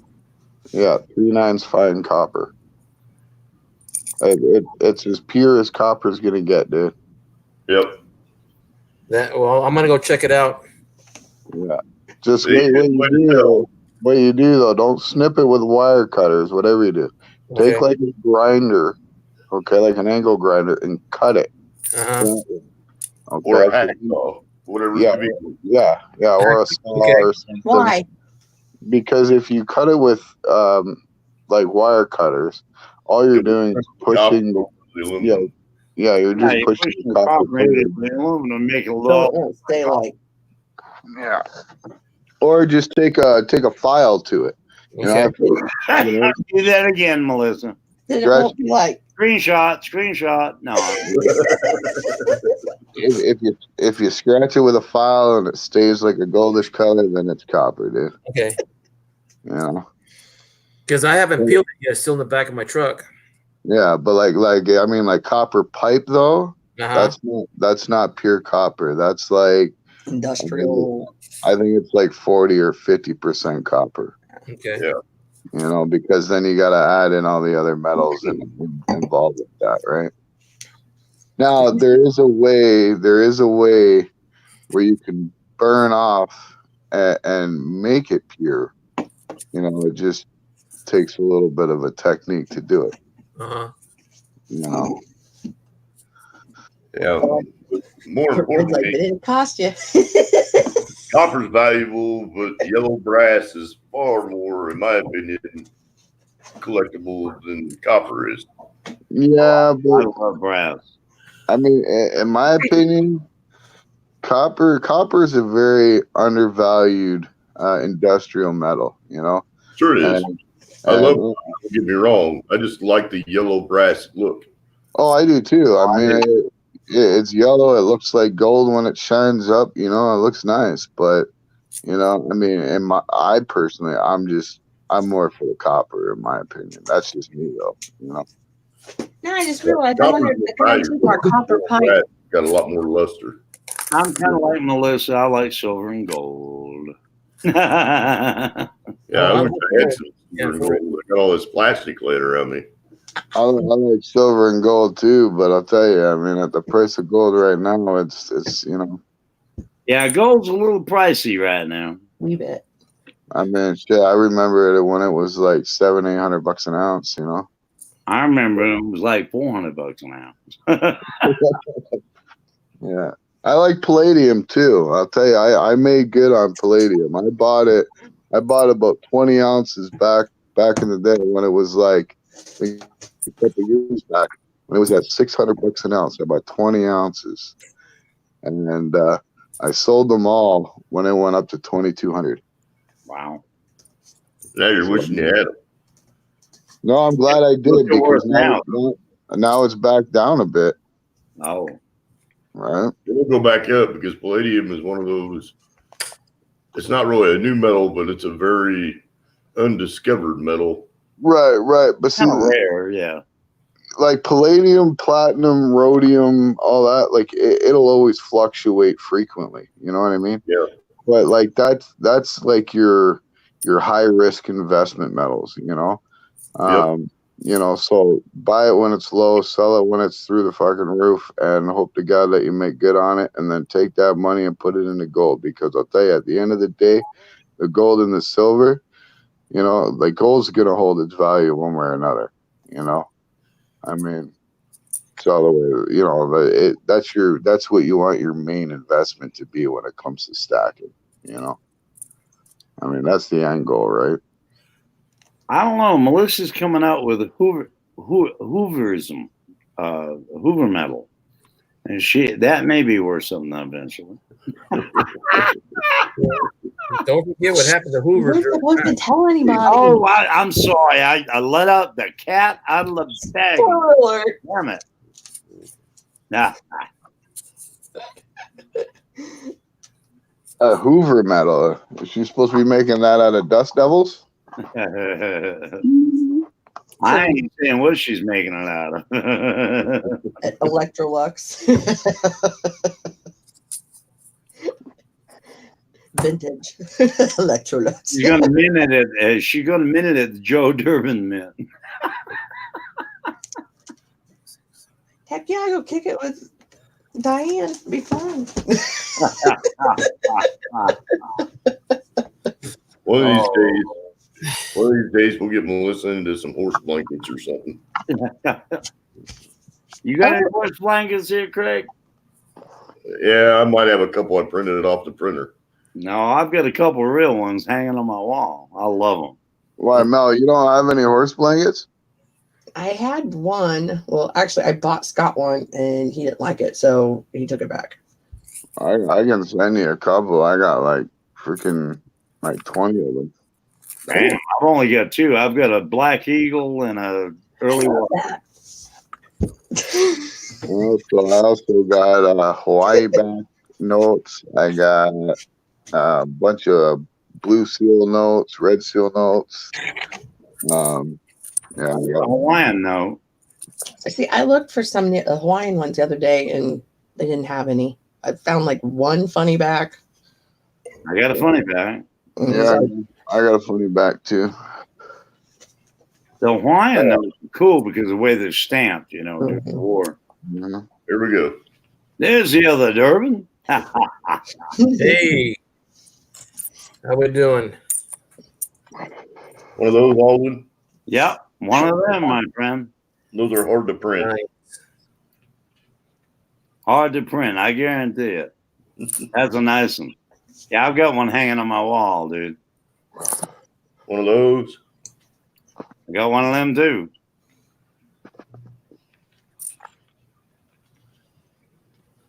One of those. What year is that one? These are the ones that are 1923.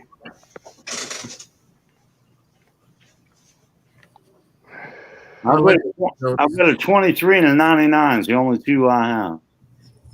Hey, Craig, was that a blue seal one? Yeah, it's a blue Yeah, seal. these are silver certificates. Right, but it was a blue seal though. Mine looks a little gray on my screen. That's nice. I like that, Craig. This is the Star Note. Ooh, Star Note 2? wow. I've never seen one of them, Craig. I like that. And it, you know, this is one of those funny backs. Yep, They don't have the "In God We Trust" on them at all. right. Yeah, I've got a funny back, but I don't know what year it is. I have to go look. And then here is a bill that we got into a conversation about a while back. Okay, that's a 1953, I believe. I have to look. Might be a 1923 funny back. Yep. And that was a debate topic that we had. It's a 23, I think. I think it's a 23 as well. Yeah. That was kind of one of those things that Money Maniacs didn't realize that they had a funny back small bill silver certificate. And I was like, yeah, they do. He's like, nope, I've never seen one. And I pulled it out and showed it to him. Wow. This is a Hawaiian. Yeah, I've got one of them. That's Yeah, a I've got one. Hawaiian silver certificate. Yeah, it's got Hawaiian, a small Hawaiian in the front, large Hawaiian in the back. And then these are the ones I really like. The $2 bills Oh yeah, with the funny back. yep. I've got a couple of them. I don't have a $2 bill. I got a Canadian $2 bill. Well, what I like about these red is if you look at the top, this is real U.S. money. And it doesn't say Federal Reserve. It says United States note. Okay. Actually, Craig, I found one of them the other day and bought it. It's a $2 funny back with it's a store note with a very, very low serial number. Yeah. See, this is a Federal Reserve $2. You see the Federal Reserve at the top. Yep. And Funny you got back. you got the Constitution on the back, right? That's what you see all the time. The red ones, like this, are all United States note. Yep. So that's not backed by the Federal Reserve. So, and I've got Like some. I said, I found one of them that was a store note that had a real low serial number, and I bought it for like $5. This is another interesting piece. Japanese government, 1 peso. Filipino, Wow. printed at the U.S. Mint. Turn that over. I've got something similar to that. No, I don't have that one. That's nice. I've got one similar to that, but it's not that one. Wait, hold on. That's interesting. That's Japanese money, but Japanese currency from occupied Japan occupied Philippines. okay. Yep, There's another one. that's cool. I don't have. These are printed at the U.S. Treasury. Yep, that's cool. I don't have none like that. Craig, that's cool. So there's another one. Yep, that's nice too. Yeah, I love currency. I mean, I'm a coin collector, but I love the currency. I've got several of them, but not like you got. That's cool. Like I said, these are hard to print. You mean hard to find? This is monopoly money here.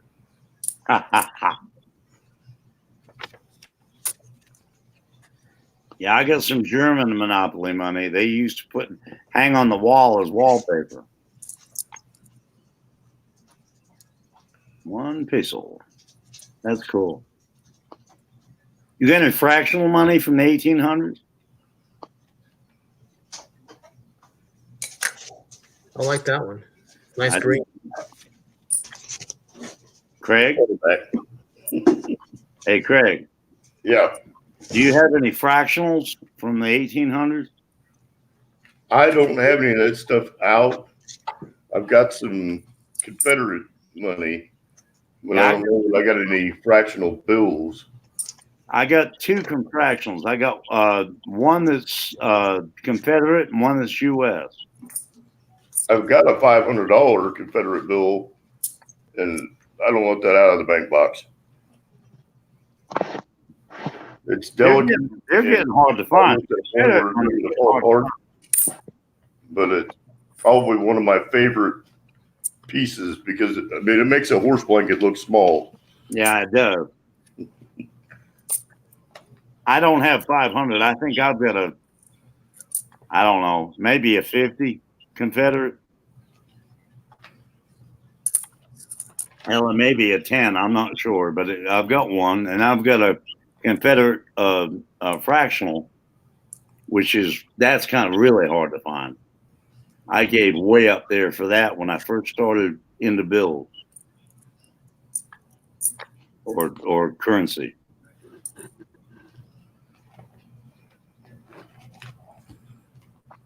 Like I said, I don't have the collection like you got, but I've got a few, and I love what I've got because they're hard to find. Hey guys, I gotta jump off. It's 4:00 in the morning here, so. All right. Rick. Have a good night. Redneck. Later, Red. Later. You see that one? Night. Is that a 3-cent piece or a Tron? No, 3 cents. That's a 3 cent. Yep. Sweet. I love them. I got a couple of them. I love them. There's one of my plastic coins, Alden. Plastic coins. Here we go with the plastic stuff. Greg, you're as I am. Oh, that's nice. What year is that? 1889. Oh, sweet. I love the Morgans. Oh, yeah. Nice. Nice. That's why I said they look good in plastic. They look good in plastic. Yes, they do. I've got, I don't know how many Morgans I got, 50 or 60. I love them. I like 3 having a complete date set. Here's another one. So you don't have to worry about them when they're plastic. Yeah, right. There's an 88 Philadelphia. Oh, yeah, that's nice. Sweet. Oh, yeah. You know I love my Morgans, Craig. Yeah, he knows how to get to me. And he brings out them Morgans now. He knows how to get to me. That and that little piece in the corner over there in the kitchen. my broomstick. Yeah, that one. Yeah. My broomstick. Yeah, your broomstick. We'll call it that. It goes broom and you stick it that way. First time I ever met this guy online, I saw that and I went, that's my kind of guy. First time I met Craig was I didn't ask. What was in the corner? Ooh, sweet. What's that? It's just not Stone Mountain. I've got one just like it. It's a $50 commemorative. Oh, okay. Yeah. That's what I think that they call that the mountain. Not Stone Mountain, is it? Is it Yeah. Stone Mountain? It's Stone Mountain. Yeah, it is Stone Mountain. Okay. I've got one. I've got two of them. You know, the one I'm looking for is the, oh God, one with a wagon on the back. Never remember the name of that. They're expensive. Got the covered wagon on the back of it. And Yeah. on the front. Oh, hell. I can't remember it. But anyway, that's one I don't have I'm looking for. But they're pricey. This is another one that really looks good in plastic.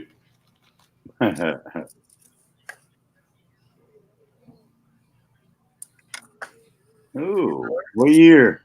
21 or 23, I think. 23 piece? Yeah. Oh, yeah. I love them. Nice chicken on the back. Oh, yeah.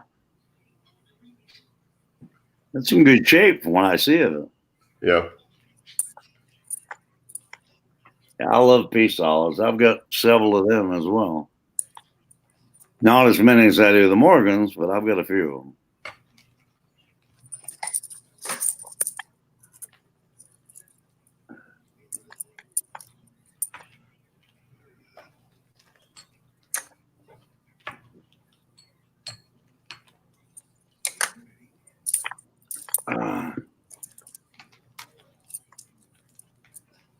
I love them plastic coins. You do well. There's another one of my favorites. Oh, cat bust.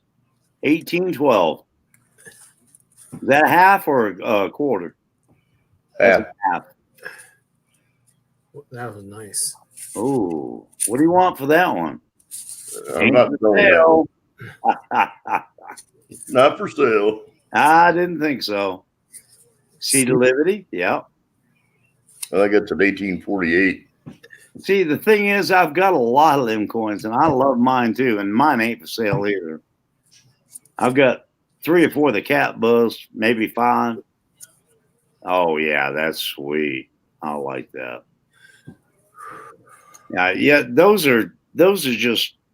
I mean, they're classic constitutional coins. I mean, those are awesome. Yeah. Well, You know, it's stuff that you're not really probably. There are a lot of people probably will never see that kind of stuff. No, there's a lot of people will never see that. I love that stuff. I love the cat bust. That's my favorite. Yeah, 1825. Ooh, that's pretty. There's the chicken on the back. Yeah, it's got. Yeah, that belongs to my chicken coop right there. Colorado Coin Honey, you say your collection sucks? I can only tell you that if you think it sucks, that means that you are striving for a higher value. Colorado, it'll get there, dude. I mean, I didn't start with Morgans or peace dollars and now I've got trade dollars and cap busts and seed of liberties, and yeah, you'll get there. It just takes time and money. Yeah, patience. A lot of patience. A lot of patience, a lot of money. Well, you know, the biggest thing is, you know, that's what I always tell our kids. You know, when you can suck the belt up once in a while and have something long term, it's worth the price you pay for it. Exactly. Yeah. You know. That's just like that trade dollar I've got. I mean, I've got one that's probably close to AU, and well, it's not AU. It's probably very fine 45, something like that. And I gave up there for it, but it don't have any hash marks on it, and it's real. And yeah, those coins are something you invest in, and once you get one, I mean, it's there. And yeah, and you don't have to have the best of everything. You just may not even get a chance to buy one of them. You don't have to have the best one of every one either. I mean, that's it's a piece of history. It is. I've got an 1803 cap bust half that you couldn't buy from me. I don't care what you offered me for it. I would not sell it. I have a 74 Ike that you can't hardly even make it out because it's been worn to the bone, and you couldn't get that coin away from me. You'd have better luck getting that silver out of my hand. It's just some coins you cannot buy. I mean, you know, they mean something to you. Where they come from, how you got it, whatever the case may be. I mean, you know, and I've got coins like that. I've got a lot of coins like that, actually. Pretty much my whole typeset. I mean, you ain't going to buy those coins from me. I mean, I don't sell coins anyway. I give coins away. As Melissa will attest, I give a lot of stuff away, but I don't sell nothing. Yeah, I'm not a big seller either. Melissa, I found I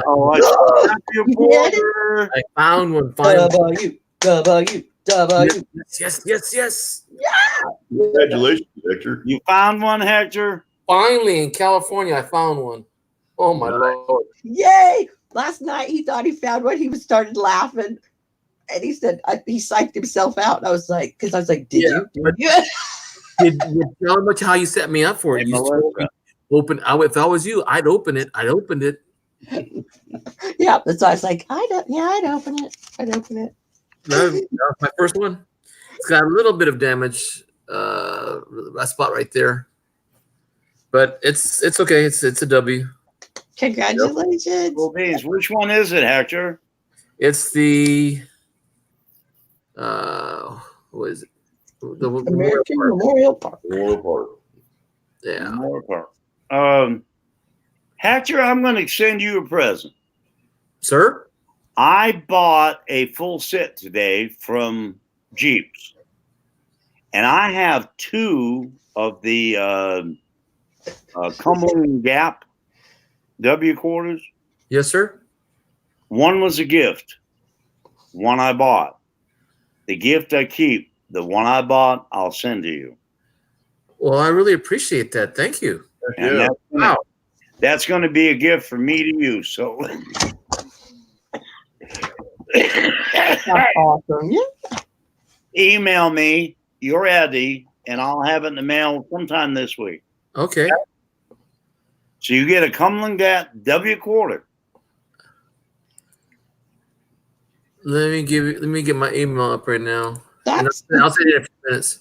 I appreciate that. Melissa's got my email. She'll send it to you. yeah. That's Okay. a 2016. You what, Melissa? Cumberland Gap's a 2016. I was thinking 15, but it's 16. Yeah, it's the Cumberland. No, not Cumberland. It's one with a little. No, Lowell. It's a Lowell quarter. The lady with the spinning wheel. Lowell. Yeah, that one. That's the one I've got 2 of. Yep, that's the first one. And I got one as a gift from Laura Day, and I wouldn't take nothing for it because it was a gift. The other one I bought, and I'm giving it to Hector. You can put I appreciate that very much. Thank you. There you go. So you're getting a Lowell. That's what. That's cool. That's awesome. Thank you. I appreciate You're that. welcome, Hector. Like I said, I don't sell coins, but I give a few away. Yes, sir. I heard you say that before. Thank you. That's what that look on Jeep's face when I told him to send that set to CCO. He was kind of like, dude. I was like, he said, no, I want to send these to you, and I said, I know you do, but I want really to him. That was cool. It is cool because it's allowing him to have an ability to stay interested in the stuff. Oh yeah. Oh, I told Melissa last night that my grandson came over yesterday. I brought him over to the house for a little bit, and it's kind of he gives me things that he thinks are worth $1,000, this and that. But he's only 7 years old, and he brought me some Sacagawea dollars, and he told me, hey, he calls me Deo because he doesn't call me Grandpa. He calls me Deo. Deo, look what I found. I found me some gold dollars for you. So far, he's given me 7 of them, and I don't have the heart to tell him, well, it's $1, but so I did. I put it in a 2x2, and I put it on the back of it, given by grandson on this date. Yeah. And I told him, this goes back to you. This gold coin goes back to you. That's sweet. He grabbed it and ran to his mom and told me. Oh, I guarantee it. He gave me this. Look at, and all because I put it in a little 2x2, nothing fancy, nothing big. But man, he thought I was giving the world to him. So yeah, I love those Sacagawea gold coins. I do too. I've got the whole series in a collection. I love them. Have you found the Cheerio one? No, I wish I had that one. No, I don't have that one. Who is Silver Nitrate is over in Hawaii? Is that right, Melissa? Yep. Yeah, he's in Hawaii. His Sacagawea is related to him. Really? Yeah, we were going over that on a stream I think that a grandmother or great grandmother or something or other is Sacagawea. We were talking about that. It was pretty neat. Yeah. I've known Silver for a couple of years. We've bidded against each other a lot. We've never bought from each other, but like I said, I don't sell. But we were looking at my coins one night, and I pulled one of those out, and he said, "That's interesting. You have one of those because that's part of my family lineage." Yeah, that's cool. Yeah, I've got the whole original series. I bought it, when they first came out, a long time ago. And then I bought, and now I like, a lot of people are going to think I'm crazy. I like presidential coin. And I've got the whole series in proofs in a Dansko. And I'll be honest with you, when you put it in that Dansko, that's a beautiful collection. Yeah. I love it. I mean, I've got one, and it may not be worth anything, but it's worth something to me because I love it. Yeah. That's what I gave my wife. Which president's that, Grandpa? Which president's that, Grandpa? And to me, she's going to end up with all my coins anyway. So, yeah, Melissa can plug her ears, but that's what I gave my wife for Christmas was a bunch of Trump coins. That's not my Google. You're not a Trump fan, Melissa? What's the matter with you? You communist? He's not happy about the some people say that his friends was a communist. That's the old joke going around right now. Well, now I don't know how his politics is swayed. After he said grab him in the puss, I was not impressed. Just saying. Oh, yeah. See, you were impressed when I said it. No, see, ooh. No, I mean, even if a lady says it, that's even terrible. Cool. Well, the thing about this channel and about the people in this community, we can agree to disagree. Yeah. And I'm a Trump fan, so I agree to disagree. I was just going to say, you giggle about it when the camera's not on. We don't have to talk about that. No, I don't do it. I am a Trump fan. I mean, big time. No, I meant about. I was raised Democrat, but guess what? No. Hey, something y'all did? I've crossed party lines to vote for different presidents in my lifetime. I was one of the very first students in my high school was able to vote for a president and sign up for the draft at the same time. Take that, kicker. I mean, I've been involved in politics since I was a kid, but I've always respected the other person's opinion about a certain candidate, a certain issue. It's fine, as long as we can talk about it and not throw a punch or. Well, that's the thing. And when it comes to party lines and all that crap, I vote for the person. I don't vote. Yeah. I got burned by Mr. Bush, the first one, Daddy. Yeah. He burned me big time. I think the country got hurt. But now I voted for Clinton, not Hillary, but her husband. Right. I voted for him. Now Hillary, you couldn't buy my vote, but him, I voted for, and I lived well on the Clinton. But again, he was a moderate Democrat, probably the last moderate Democrat I'll ever see in my lifetime. Or mine. I mean, you know, but that's just the way it is. Yeah. I don't want to get into politics. I really don't. Yeah. But point being, Democrat or Republican, there's good and bad with all of them. there's good and bad with all, and then they're all crooks. I don't give a shit who they are. They're all Just pick the one that you think's lying the least. some are more crooked than others. you just said something that I always believed in. My dad, when we were growing up, we went to Mexico one time, and I saw my dad pull out his wallet, and we're at the frontera, the border, and we're crossing to go over to see my grandpa, and you know when you're in high school and you start believing in the Constitution and you start learning what the laws are supposed to be protecting everybody's rights, this and that, and we crossed the border, and I saw my dad pulling his wallet out and giving the guy a $20 bill at the border so he wouldn't go through our stuff, you know, because we take a lot of our relatives' old clothes. We take back with us, you know, things, the tools that we don't use anymore, or, you know, just odds and ends, you know, just household goods, right? Right. So my dad gives him a $20 bill.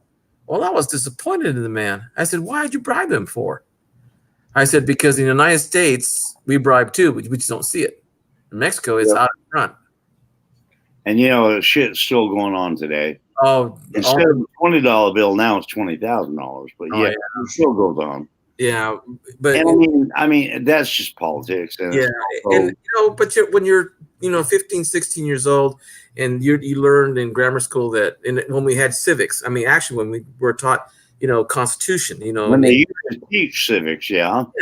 and you know, you start believing all this stuff that, you know, anybody can be president, you know, and then you find out as you get older, it's not the way it's supposed to be. But you know, that's how things are. Hey, Doctor Who.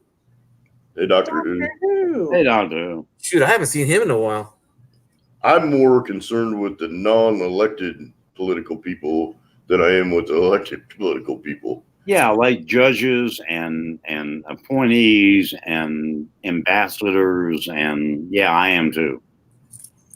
You know, because some of those people make some pretty detrimental decisions for the good of the whole country, and they're not always the right decisions. Yeah, Republican or Democrat, not always the right decisions. Exactly. Sometimes they're Not not always the right people in the position either. I mean, and you don't have much control over those people. You have control over people that you send as, you know, Congress people or president or governors or, you know, things that you can vote on, but you don't have control of the people that are in the background doing the labor part of that. So, you know, and my belief is that the government should be a small role in our day-to-day life. Very small role. It's gotten to the point now where the government is Tries to control everything. You know, On either side. they're approaching 70% of our control over our daily lives, and I think it's way out of hand. All right, just like this last little deal. Two points I'll make about politics, and I'll quit. But the impeachment deal, yeah, that was partisan. It was bullcrap. You know, we got an election in 11 months. I mean, Trump is our president, been our president for 3 years. Like him, not like him, agree with him, not agree with him. My personal opinion don't matter. Personally, I like him, but that's me.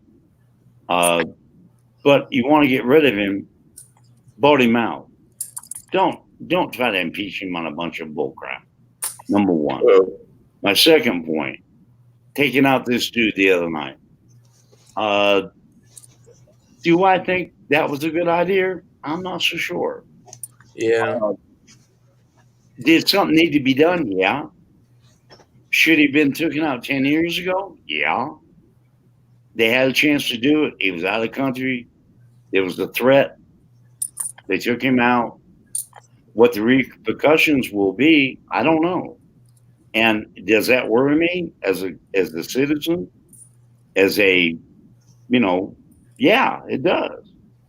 But do I agree with the decision? Actually, I do. But that's just my opinion. But like I said, if you don't agree with the president, get rid of him. That's what the ballot box is for. That isn't what the House of Representatives is for. And for 3 years, they've been trying to get rid of him since the day he got inaugurated. That I don't agree with. If you want to get rid of him, vote his ass out. Yeah. I mean, that's what you do. That's what Hector and I, so Hector and I were all my ready. opinion. I'm done.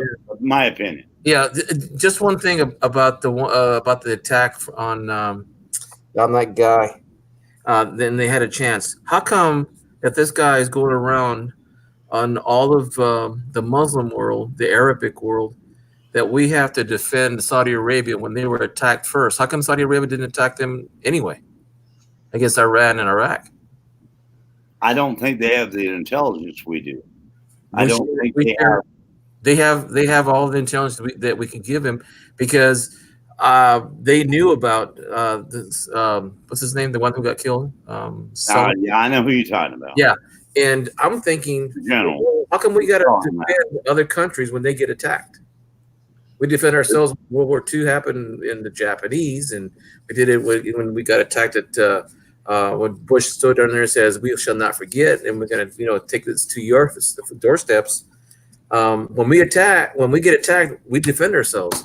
Why do we have to defend Saudi Arabia when they got attacked? Well, this guy has attacked a lot of Americans, and he was getting ready to attack a lot more. And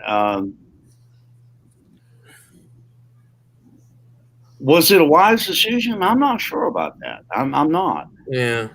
But given the circumstances, given what he had planned, and they caught him in a different country, walking around like he was just, whoever, and to take him out where they took him out, yeah, I'd probably fought the button too. Yeah, I'm afraid they're going to go after our joint chief of staffs. Our 4 or 4-star generals. I want to see if they're going to try to attack the Pentagon now. I don't think they'll go that. I don't think it'll get to that point, but I do think we will see retaliation. Mm-hmm. But on the other hand, we can cripple that country with a few bombs. And do we need to do that? Probably not. But again, my opinion, I'm an educated man like you. I've got a college education. I got my diploma, got my Peaks paper on the wall. But I'm not a politician. I'm not a statistician. I'm not a military person. I don't know what's going on today in all aspects. But I do know that if you hit America and America hits you back, at least we're showing balls for the first time in 30 years. We're showing some nuts. That I agree with. Yeah. Just my opinion. Because show of power, don't abuse it, but don't be a coward. And that's what we've been for 30 years. Draw a line back up, draw a line back up. He drew the line and said, fuck you. Sorry for the language, but that's what he said. And that's what he did. And do I agree with that? Yeah, I do. Because for the first time in 30 years, the United States is, people look in the United States going, uh-oh, we got another Kennedy or another Reagan. And those two guys you didn't mess with. Yeah. And you didn't mess with Trump either. For the same reason. The other issue we have. Hey, if they think he's nuts, that's great. He may be nuts. But if the other issue we have is that he's nuts, they're gonna go, maybe we shouldn't do this. The other issue we have, Alden, and you and Hector and I are old enough to remember, there used to be a time in the country where you didn't talk bad about the president, even if you didn't like him. No, you did not. You showed respect for people who were of authority. Even if you didn't like the president, whether it be Nixon, Carter, Kennedy, Johnson, whoever, respected the office. And there is no respect to the office anymore. No, there isn't. And Not just a president's, not president, but a president's for whoever gets elected next time. And they may be a Democrat. I Yep. mean, and what you're doing today will affect what happens tomorrow. well, That scares me. Not for me, I'll be dead and gone, but for my kids and my grandkids, that scares me. that's And we need to go back to that point in our country where we do respect the people that are in those offices. You know, and that's an education problem. Agreed. You know, and that's just a sad state when we're in that kind of a situation where It is a sad state. I agree 100%, Craig. Well, I have to agree with you guys. We don't respect of the office of the presidency, but I remember when I was in high school and before my senior year, Richard M. Nixon resigned from office in August of 1974. I remember that too. I was in high school as well. Yeah, and I remember everybody was calling him Tricky Dicky and this and that, and you know, there's a lot of name calling in those days, and I didn't know what Tricky Dicky meant at the time because it had to go back to his 1954 election with Eisenhower. And when they do something like that, you kind of figure, okay, if it's all board, you know, you can't disparage the government, and you can't disparage the person in office. And then he comes out to be, you know, I'm not a crook. Kind of went back on him, you know. Sorry, Melissa, I was laughing at. I broke my chair. Sometimes I just wait for the shoe to drop. And I've learned to do that because of the past statements I've made when I was younger, didn't know any better, and I would say things that would upset the other person, and it didn't come out to be true. And when certain things and events in my life where I saw things that were, you know, going the wrong way, I spoke up. I said, I'm going to vote against it. And it sometimes works out that way. Sometimes it doesn't. And Hector, I understand what you're saying, and I respect that. I do. But, you know, take it forward 20 years. Mm-hmm. You got Bill Clinton getting a blowjob in the Oval Office, okay? Right. And she spits on her dress, and that's covered up for a few years, and it comes out, and he gets impeached. Did that hurt the presidency? Yeah, it did. Did it do what they're doing today? No. well, I think that This president was hated from the day he was elected. From the I think day that he this was day- elected. I Go ahead. think it's socially acceptable to have disdain for that office, if you will. I mean, it's part of where we've gotten to the social decline in the amount of respect. I believe that. It's And been a you know, gradual thing. Agreed. even if you go back to Nixon, and this is the part where people don't really dive into a lot of history, but one of Clinton's lawyers was Hillary. Yeah. Nixon's lawyers was Hillary. She was a young attorney that worked for Richard Nixon. And she was involved in all the Watergate stuff. Again, I agree with you, Craig. You're right. And you can go back to Clinton, you can go back to Nixon, you can go back to Kennedy doing Marilyn Monroe. But, you know, sinking out the tunnel. I mean, you know, there's a history here. You can go back further than that if you want to. But the point was, it never hurt the office of the president like this has. Because this has been a hatred from before he was even inaugurated. Yeah.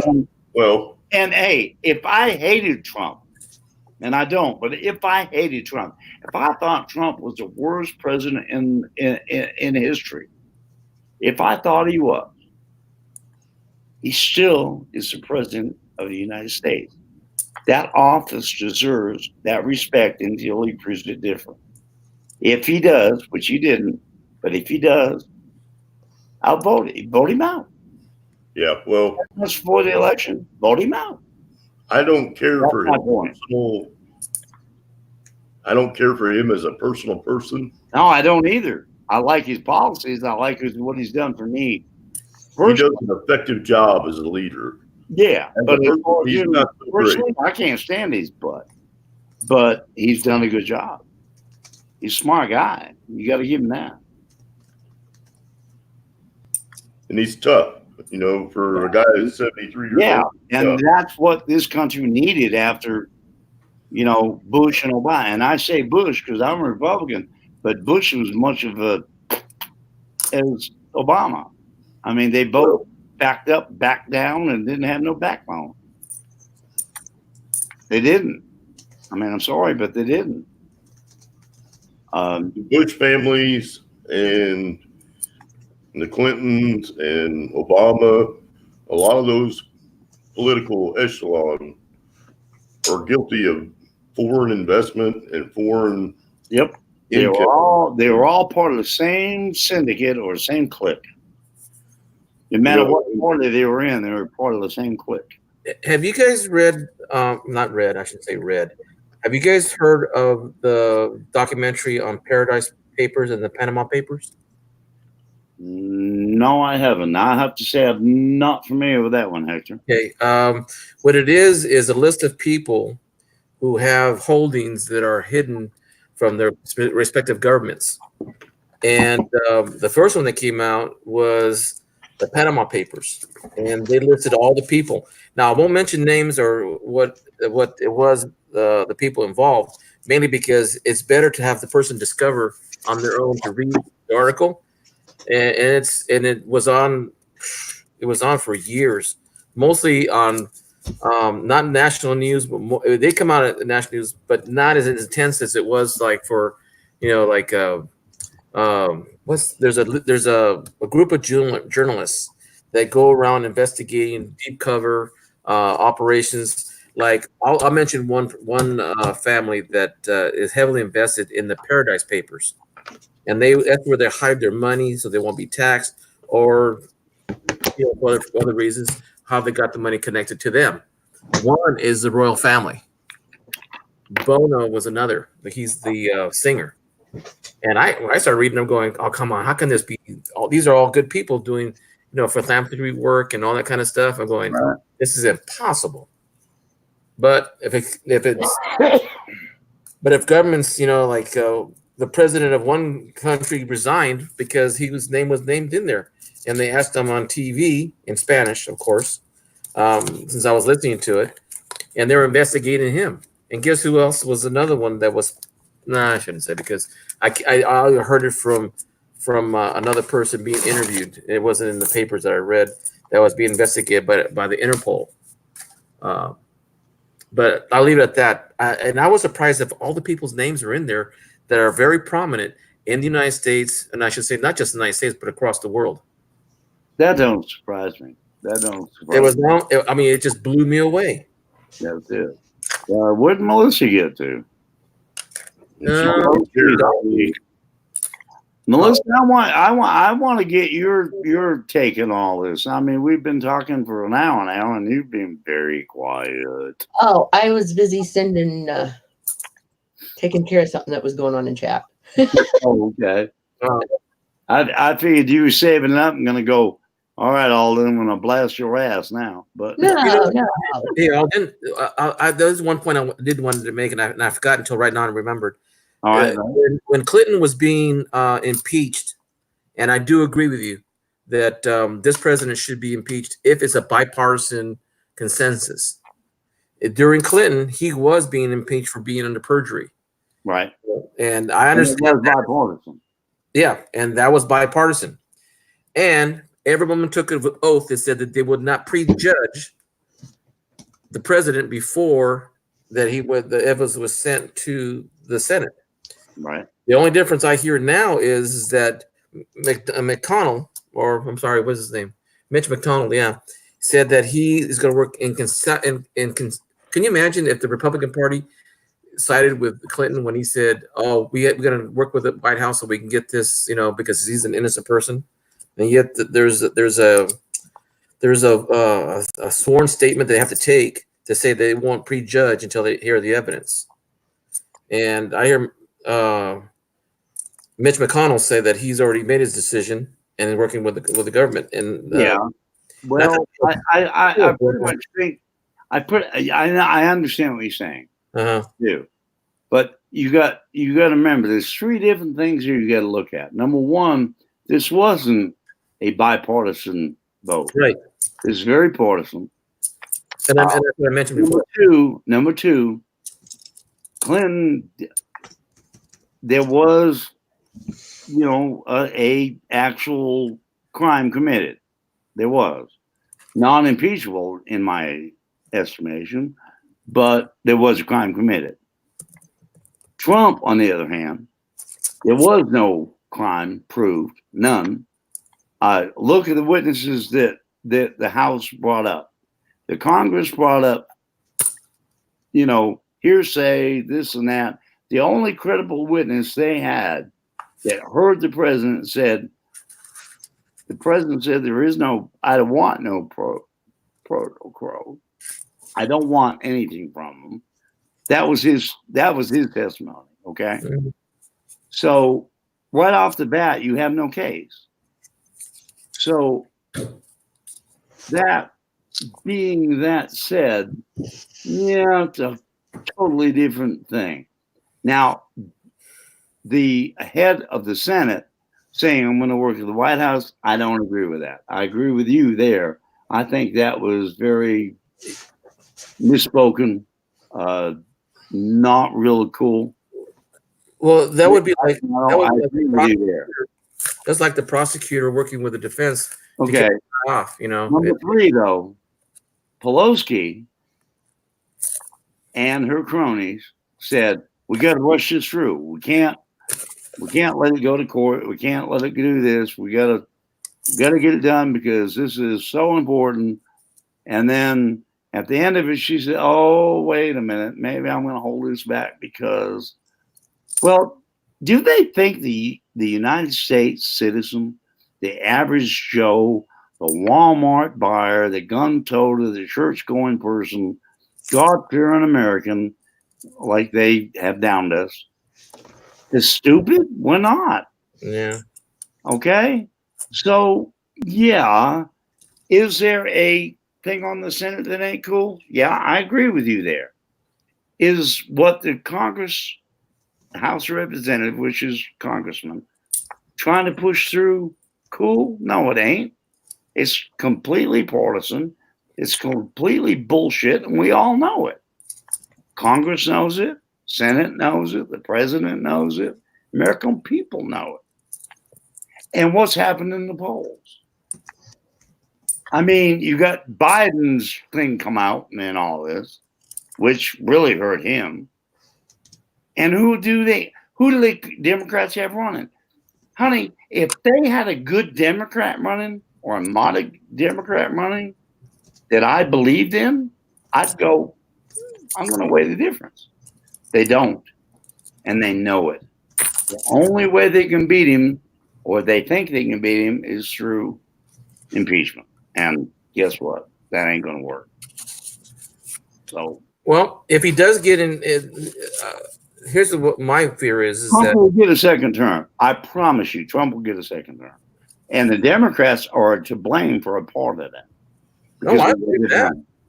I believe that too, because they haven't brought out a lot of the things that should be brought out. And if you have, something, I'm gonna wait for the elections. And remember my statement earlier. I always wait for the truth to come out, and when that does happen, I don't have to say anything because. Well, you want to talk Russians? Look in the Mueller report. I mean, $38 million was invested in this investigation, and he come out with absolutely nothing. I mean, the Democrats thought he was the, Messiah. He was going to prove it. He didn't come up with nothing because there was nothing to come up with. Well, what he come up with basically is the same thing everybody else have. Clintons were buying. There was some Clintons were buying the Russian thing. Well, here's the problem with that, though, is that Bob Mueller had unlimited resources and unlimited time, Exactly. and he couldn't come up with anything. And now you got the Attorney General looking into the past stuff, and that's going to, whether Trump gets reelected or not, there's going to be some heads rolled. Yep. On the other side The of it, question is there going to be accountability? I hope so. There ought to be. You know, if there's no accountability, then there's no stop to the parade of what's to Exactly. come. Craig, if that was you and I, we'd be in prison for the rest of our lives. Well, there's a lot of lives that have been destroyed over it I mean, Yeah. yeah, they have. on both sides of the aisle. I mean, Yeah, there are a lot on of both people sides. that- You're right. There are a lot of people that have lost their credibility and their ability to even function. So, I would dare say that there's probably been some lives lost over the so situation. Hector, Yes, sir. my thing, if you're correct, Mm-hmm. then hey, I'm open. You I see, don't think that Trump's guilty, but what I'm saying is that to go I through all don't think that so either, but for what? You know, to go through all that for what? What purpose did it serve? We spent billions of dollars on that investigation to find out that there's a problem with our highest law enforcement agencies in our country, and I would dare say the best law enforcement agencies in the world. true. You know, and those are non-elected officials. Yeah, exactly. And that's what gets scary because they are non-elected officials. They're appointees So by Obama when they or have, Trump when they or have the kind of anybody else, abilities, they're elected official. Appointed official. when they have the tools and the capacity to do the kinds of things that they've done illegally, that's scary. I mean, they've taken away human rights, basic rights. They take away individual rights. I mean, there's people that were loyal to this country that has spent prison time, ruined their lives.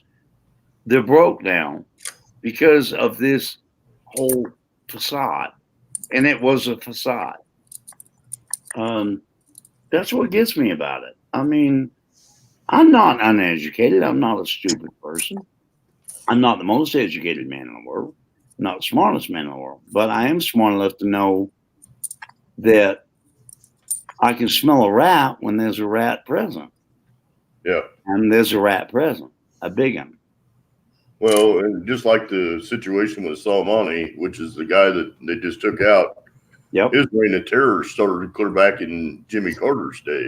Yeah, he started back in the 70s, for God's sake. 40 years of terrorism. And it's like Trump said, and I'll give Trump this. It ain't what he's done, it's what he's getting ready to do. Yeah. So, but again, I'm voicing my political opinion, and I shouldn't do that here. no, that's fine. And then the reason why I want people to say what they want, because even when Clinton came down the escalators and he said that Mexico's sending nothing but rapists and drug dealers and all that, but yet when a guy gets killed, and the kids are staying behind certain things. I mean, if the rule is going to be applied evenly, let's do it evenly. Let's keep everybody out. But anyway, somebody was asking about our weather outside. All right. I wonder why that is. Trump's biggest problem is he don't know when to keep his mouth shut. I'll give you that. He don't know when to keep his mouth shut. He doesn't have a very good filter. I mean, there's no filter between his mind and the finger. Tweeting's a great thing. I mean, he brought modern technology into the presidency. He can talk directly to you and me. And that's a great thing for a president to do, but with a filter. Tell me what you think. Tell me what you're doing. That's cool. But some of the tweets, he lets his ass run over his mouth sometimes. Yeah, I wouldn't want him. I mean, he does. He lets his ass overrun his mouth. He does.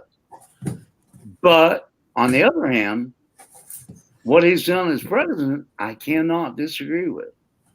No, I'm not going to take away his achievements because of what I think he's doing wrong personally.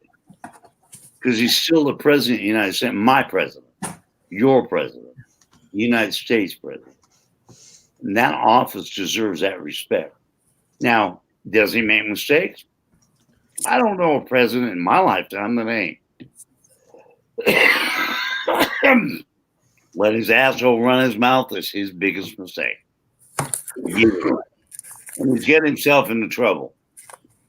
yeah, You know, even not just with the, mafia media, I call it, but with our media, which would be Fox and the like. He's even got trouble with them doing that. But on the other hand, which is probably one of our most revered presidents of this century. yeah, I think so. He made mistakes by making regime changes and friends with people we're going after now. Exactly. We're paying the price for that mistake. And we may pay a price 20 years from now from some of the mistakes that are being made today. And especially our kids. But how many mistakes were made before this? Yeah, well, that's the part that everybody's human. Everybody's human. You're right, Craig.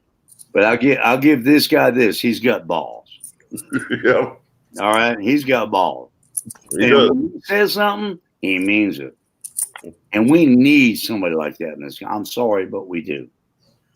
Yeah, I mean, and this country is right now, if you took all the Democratic nominees and put them in the same, we haven't had that in office from Republican or Democrat. We've not had that. we haven't had a president that would back his word up since Clinton. That's what I said. And Yeah. Clinton may not have been impeached. Clinton did But- pretty much back his word up. I'll give him that. At least when he said, "I'm going to go to war," we're going to Yeah, go to war. I'm going to go to war. He went to war.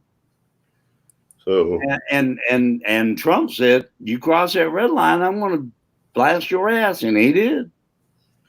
and I'm not a fan of Bush Senior or Bush Junior. Mm. I'm not an Obama fan, but you know Me what? neither. They're presidents.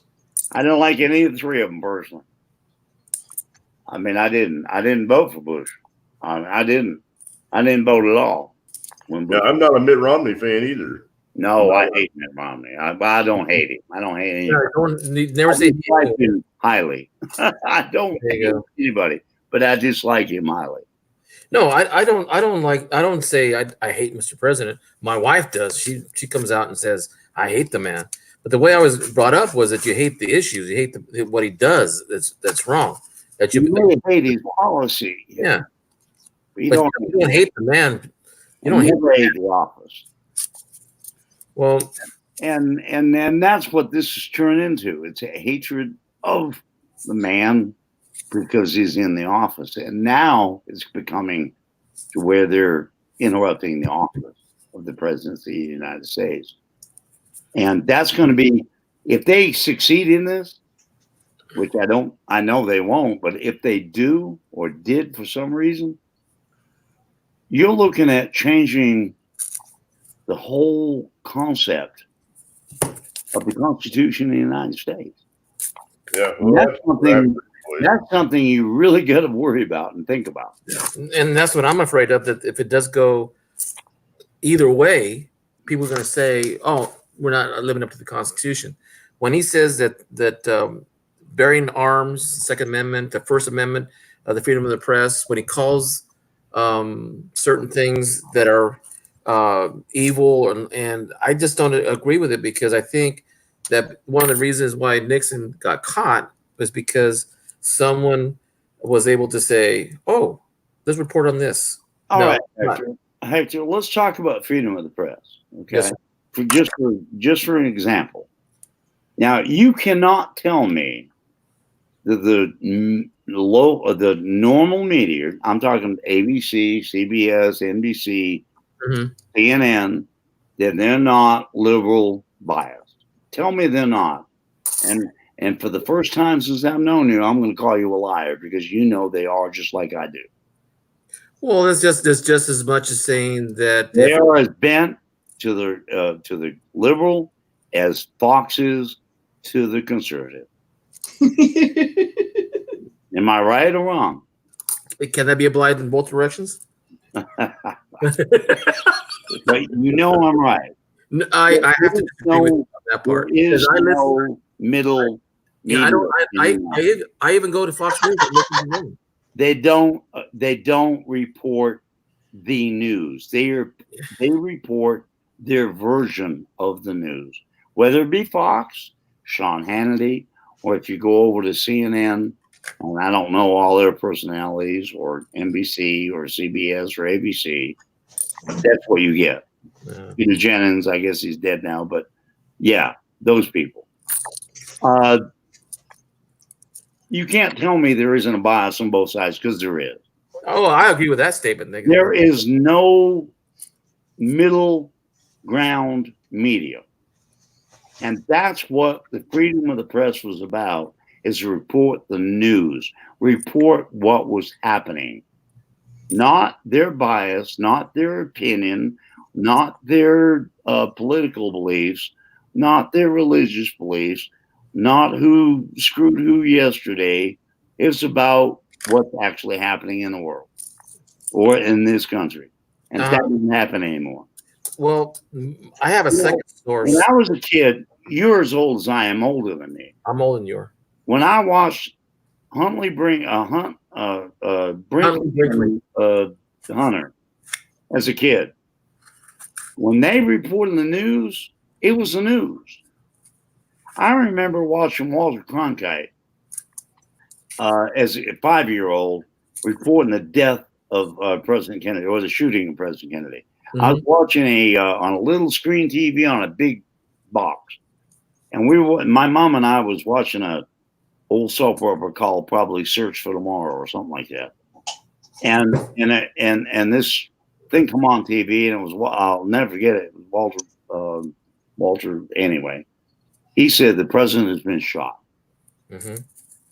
And I mean, everybody just stopped. My mom had tears in her eyes. I mean, I wasn't old enough to understand what was going on. I did. Okay, an hour later, or half an hour later, he come back on, and he said the president is dead. And I felt, I lived in this little town in northern Maine called Bar Harbor, and you could feel just everybody just lost it. But that was news, and it wasn't biased. It wasn't how the president died, why he died. It wasn't what he had done wrong or done right. It was about that. Cuban Missile Crisis. I remember when that was going down. I was a little kid, 2 years earlier. But I remember the emotions, my parents, and watching it on the news. And they reported what happened, what was happening, what to do about it. Not the political bias one way or the other. Now, flash 50 years later, or 60 years later in my case, and now they report, well, President Trump did this because he did that and this and that, or President Trump didn't do this and we'll boot him out because of this or that. And I'm saying both ways. It's all opinion. There's no fact in it anymore. They don't report the news. They report their respective of the news. And that's scary. So what we used to rely on as a kid, when I was young, when you read it in the newspaper, you heard it on the radio, or you watched it on that little screen on the TV, you could believe what they said because they were reporting what was going on. Today, they report their opinion. Whether it be right wing or left wing, they're reporting their opinion. And I don't like that. Let's get back to, freedom of the press should be about freedom of the press. Uh-huh. Freedom of press should be about the truth, not about what your opinion is of the truth. I agree with you 100% about the truth. So that's my opinion on that. And man, I've been long-winded about this. I apologize. No, not at all. As a matter of fact, the only thing I said before was that truth does hurt. And when it comes out that either way, it's going to hurt me. If I'm wrong. Yeah, it's going to hurt. It's going to hurt one way or the other. Yeah. But you always got to remember. Can I interrupt it a little bit? Sword cuts both ways. So, Alden, can I interrupt it a little bit? Yeah. I controlled myself a little while ago because I found me another W. W. Cool. See, I got another one right here. Another one. Which one is that? War Pacific. All right, cool. Hey, you're going to have all 5. You keep it up because I'm sending you to the low. I appreciate that still, sir. That's cool, man. I love it. And this is $100 my set. So this is what I like. I get through more work if I'm talking to somebody while I'm doing this, and I only have 1 day out left. Well, that's why I try to get my kids to get involved, my students to get involved in politics, because it's going to affect a lot of people in the future, and especially them. And if they don't get involved, they're gonna get the wool pulled over their eyes. Yeah, that's true. I agree. Craig, what do you think of my assessment of the media? The media is lost, and I think that we get more real-time news off of social media than we do out of the media. I think so too. And even with YouTube and all the different communities, we have real-time interaction with people. So I think there's a lot better assessment of what's going on real-time across the globe on social media than there is in news. And I think that that's part of the problem. I think in social media, you get a pulse of what's going on. You get the pulse of America here, because you get people like you and me and Hector and Melissa and all the other people in there out there. You get a pulse of what's going on. You get a pulse of what we're thinking, because we're a bunch of a dumbass Walmart gun-toting, God-loving people. But we're the ones who do the voting. I don't think that all Democrats think like that. Democrat or Republican, we're the ones to do the voting, and they forget about us. They're all about them. And regardless of what Trump has done as a person, he's made some very stellar decisions on personnel that are making some great changes in our country. I mean, the prison reform stuff that they're doing right now with the trying to get people educated and trained into jobs so they can function when they get out of prison. Nobody's done that yet. That's I'll huge. put it to you this way. I'm not going to vote for Trump, but I am going to vote for what Trump does. So he's got my vote. I'm not going to vote for him as a person, but I am going to vote for him as a leader. Does that make sense? Yeah, well, and I think it's more important not to just focus on him. It's not about him. It's about what he believes in and what he's doing. We need to focus on the people that are in Capitol Hill. Yeah, that's the ones we really need to vote on. Because he's just one part of the wheel. The big wheel are all the people that are sitting on Capitol Hill that are not really serving the interest of our communities. There's 3 parts of our country: judicial, presidential, and Congress. And guess what? Congress is split in half. We need to get that on one side or the other. The presidential, Now, do I think you need all Republican? No, I don't think so. I like having an opposing team. I like having that difference of opinion. But when it comes down to the courts, and that's where it comes to me, is the courts. If you got a problem with Congress and the president, the courts are supposed to decide, what goes on, right?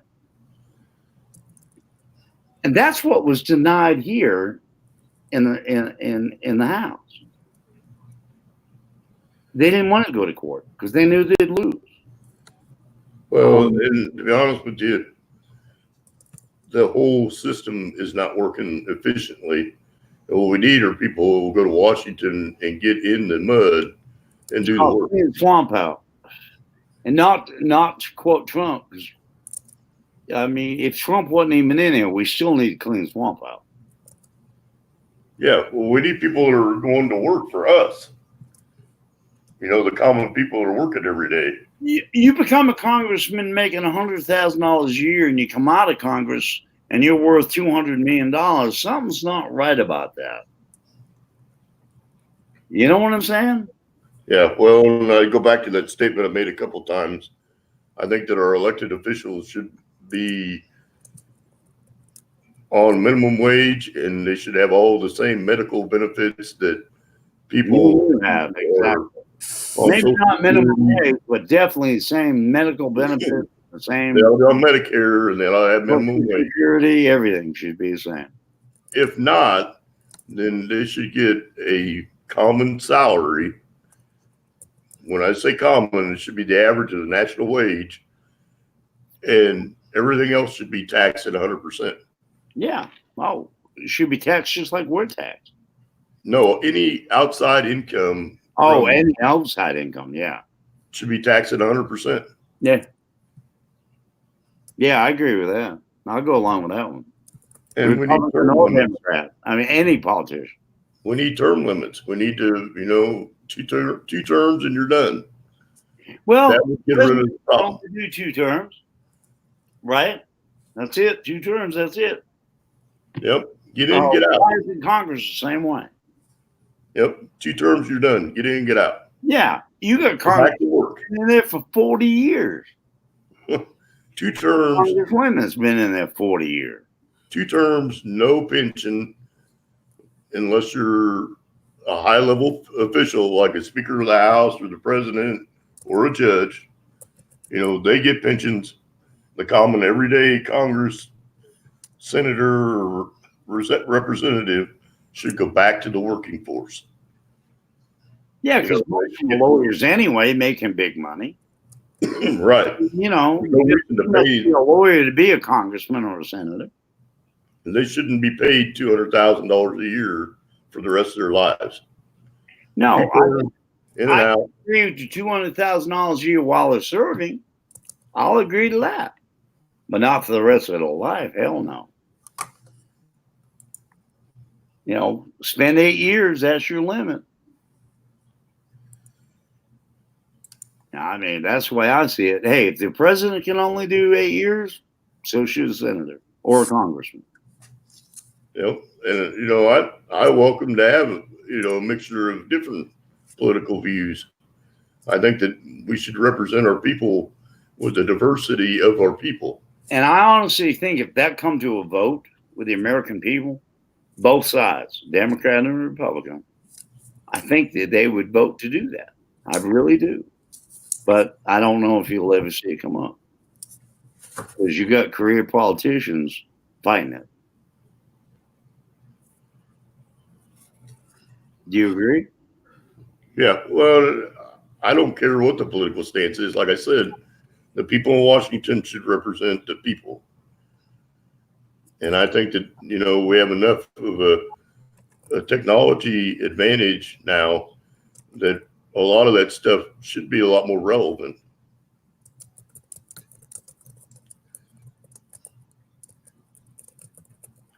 So, you know, and we could go on about this conversation all night, but oh yeah, you know, at the end of the day, it's our responsibility to tell the government what is acceptable and what isn't acceptable. Oh darn! I thought it was another W. I got excited for nothing.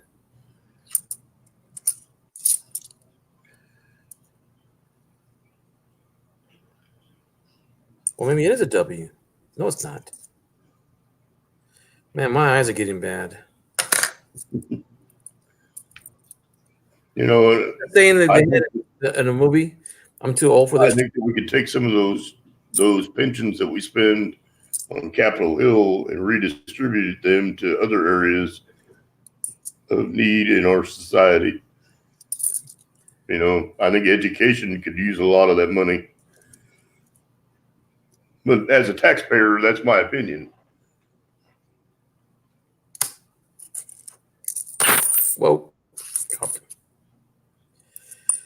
Well, guys, I know I'm getting tired because I can't see my letters anymore. I'm getting too old for this. Ooh, it is a W. That'll perk me up. Nope. Okay, what time is it? What time is it for you guys over there? It's 4 o'clock here. It's 5 o'clock, 10 after 5 here.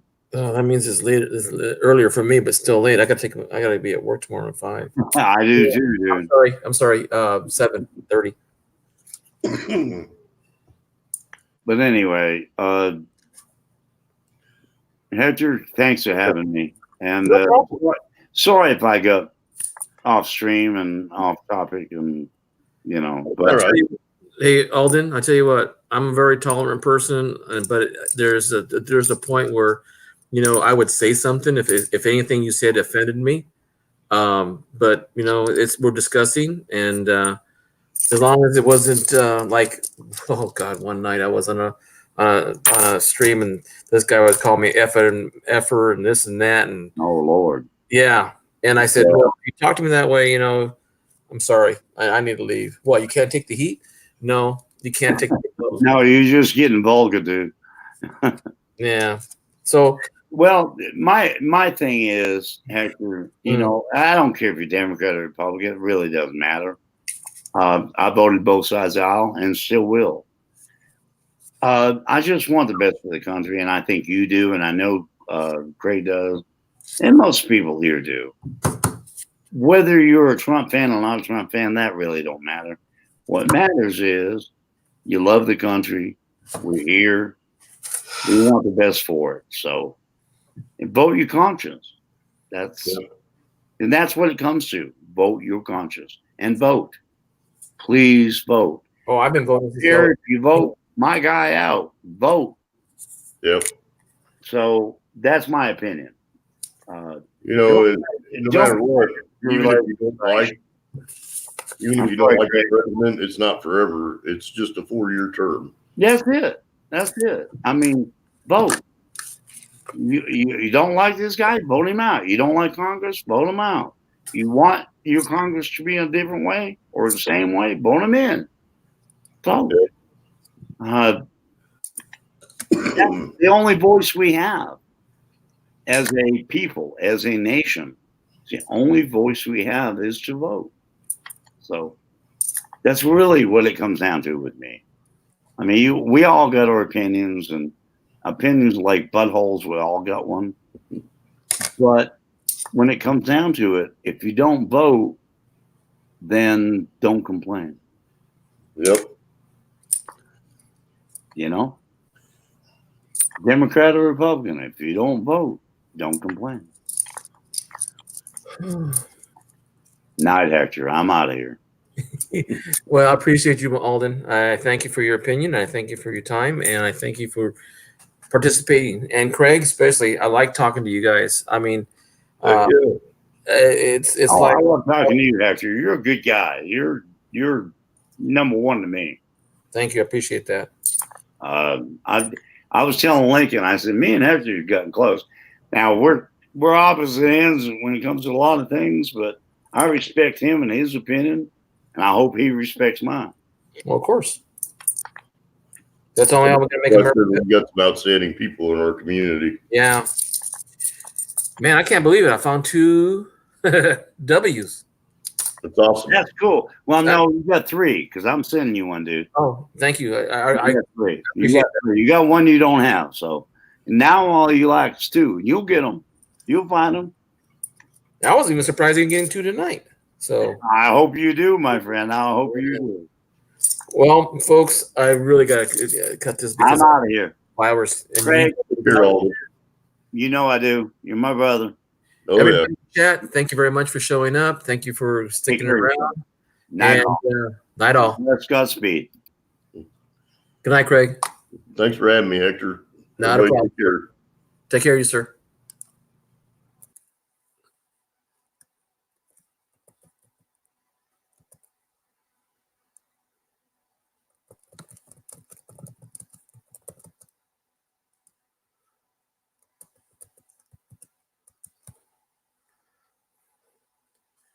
Everybody in chat, I still didn't log off yet because I saw Richard still in on the chat line. Everybody there, I appreciate your patience. Oh, it did pop up in what I said.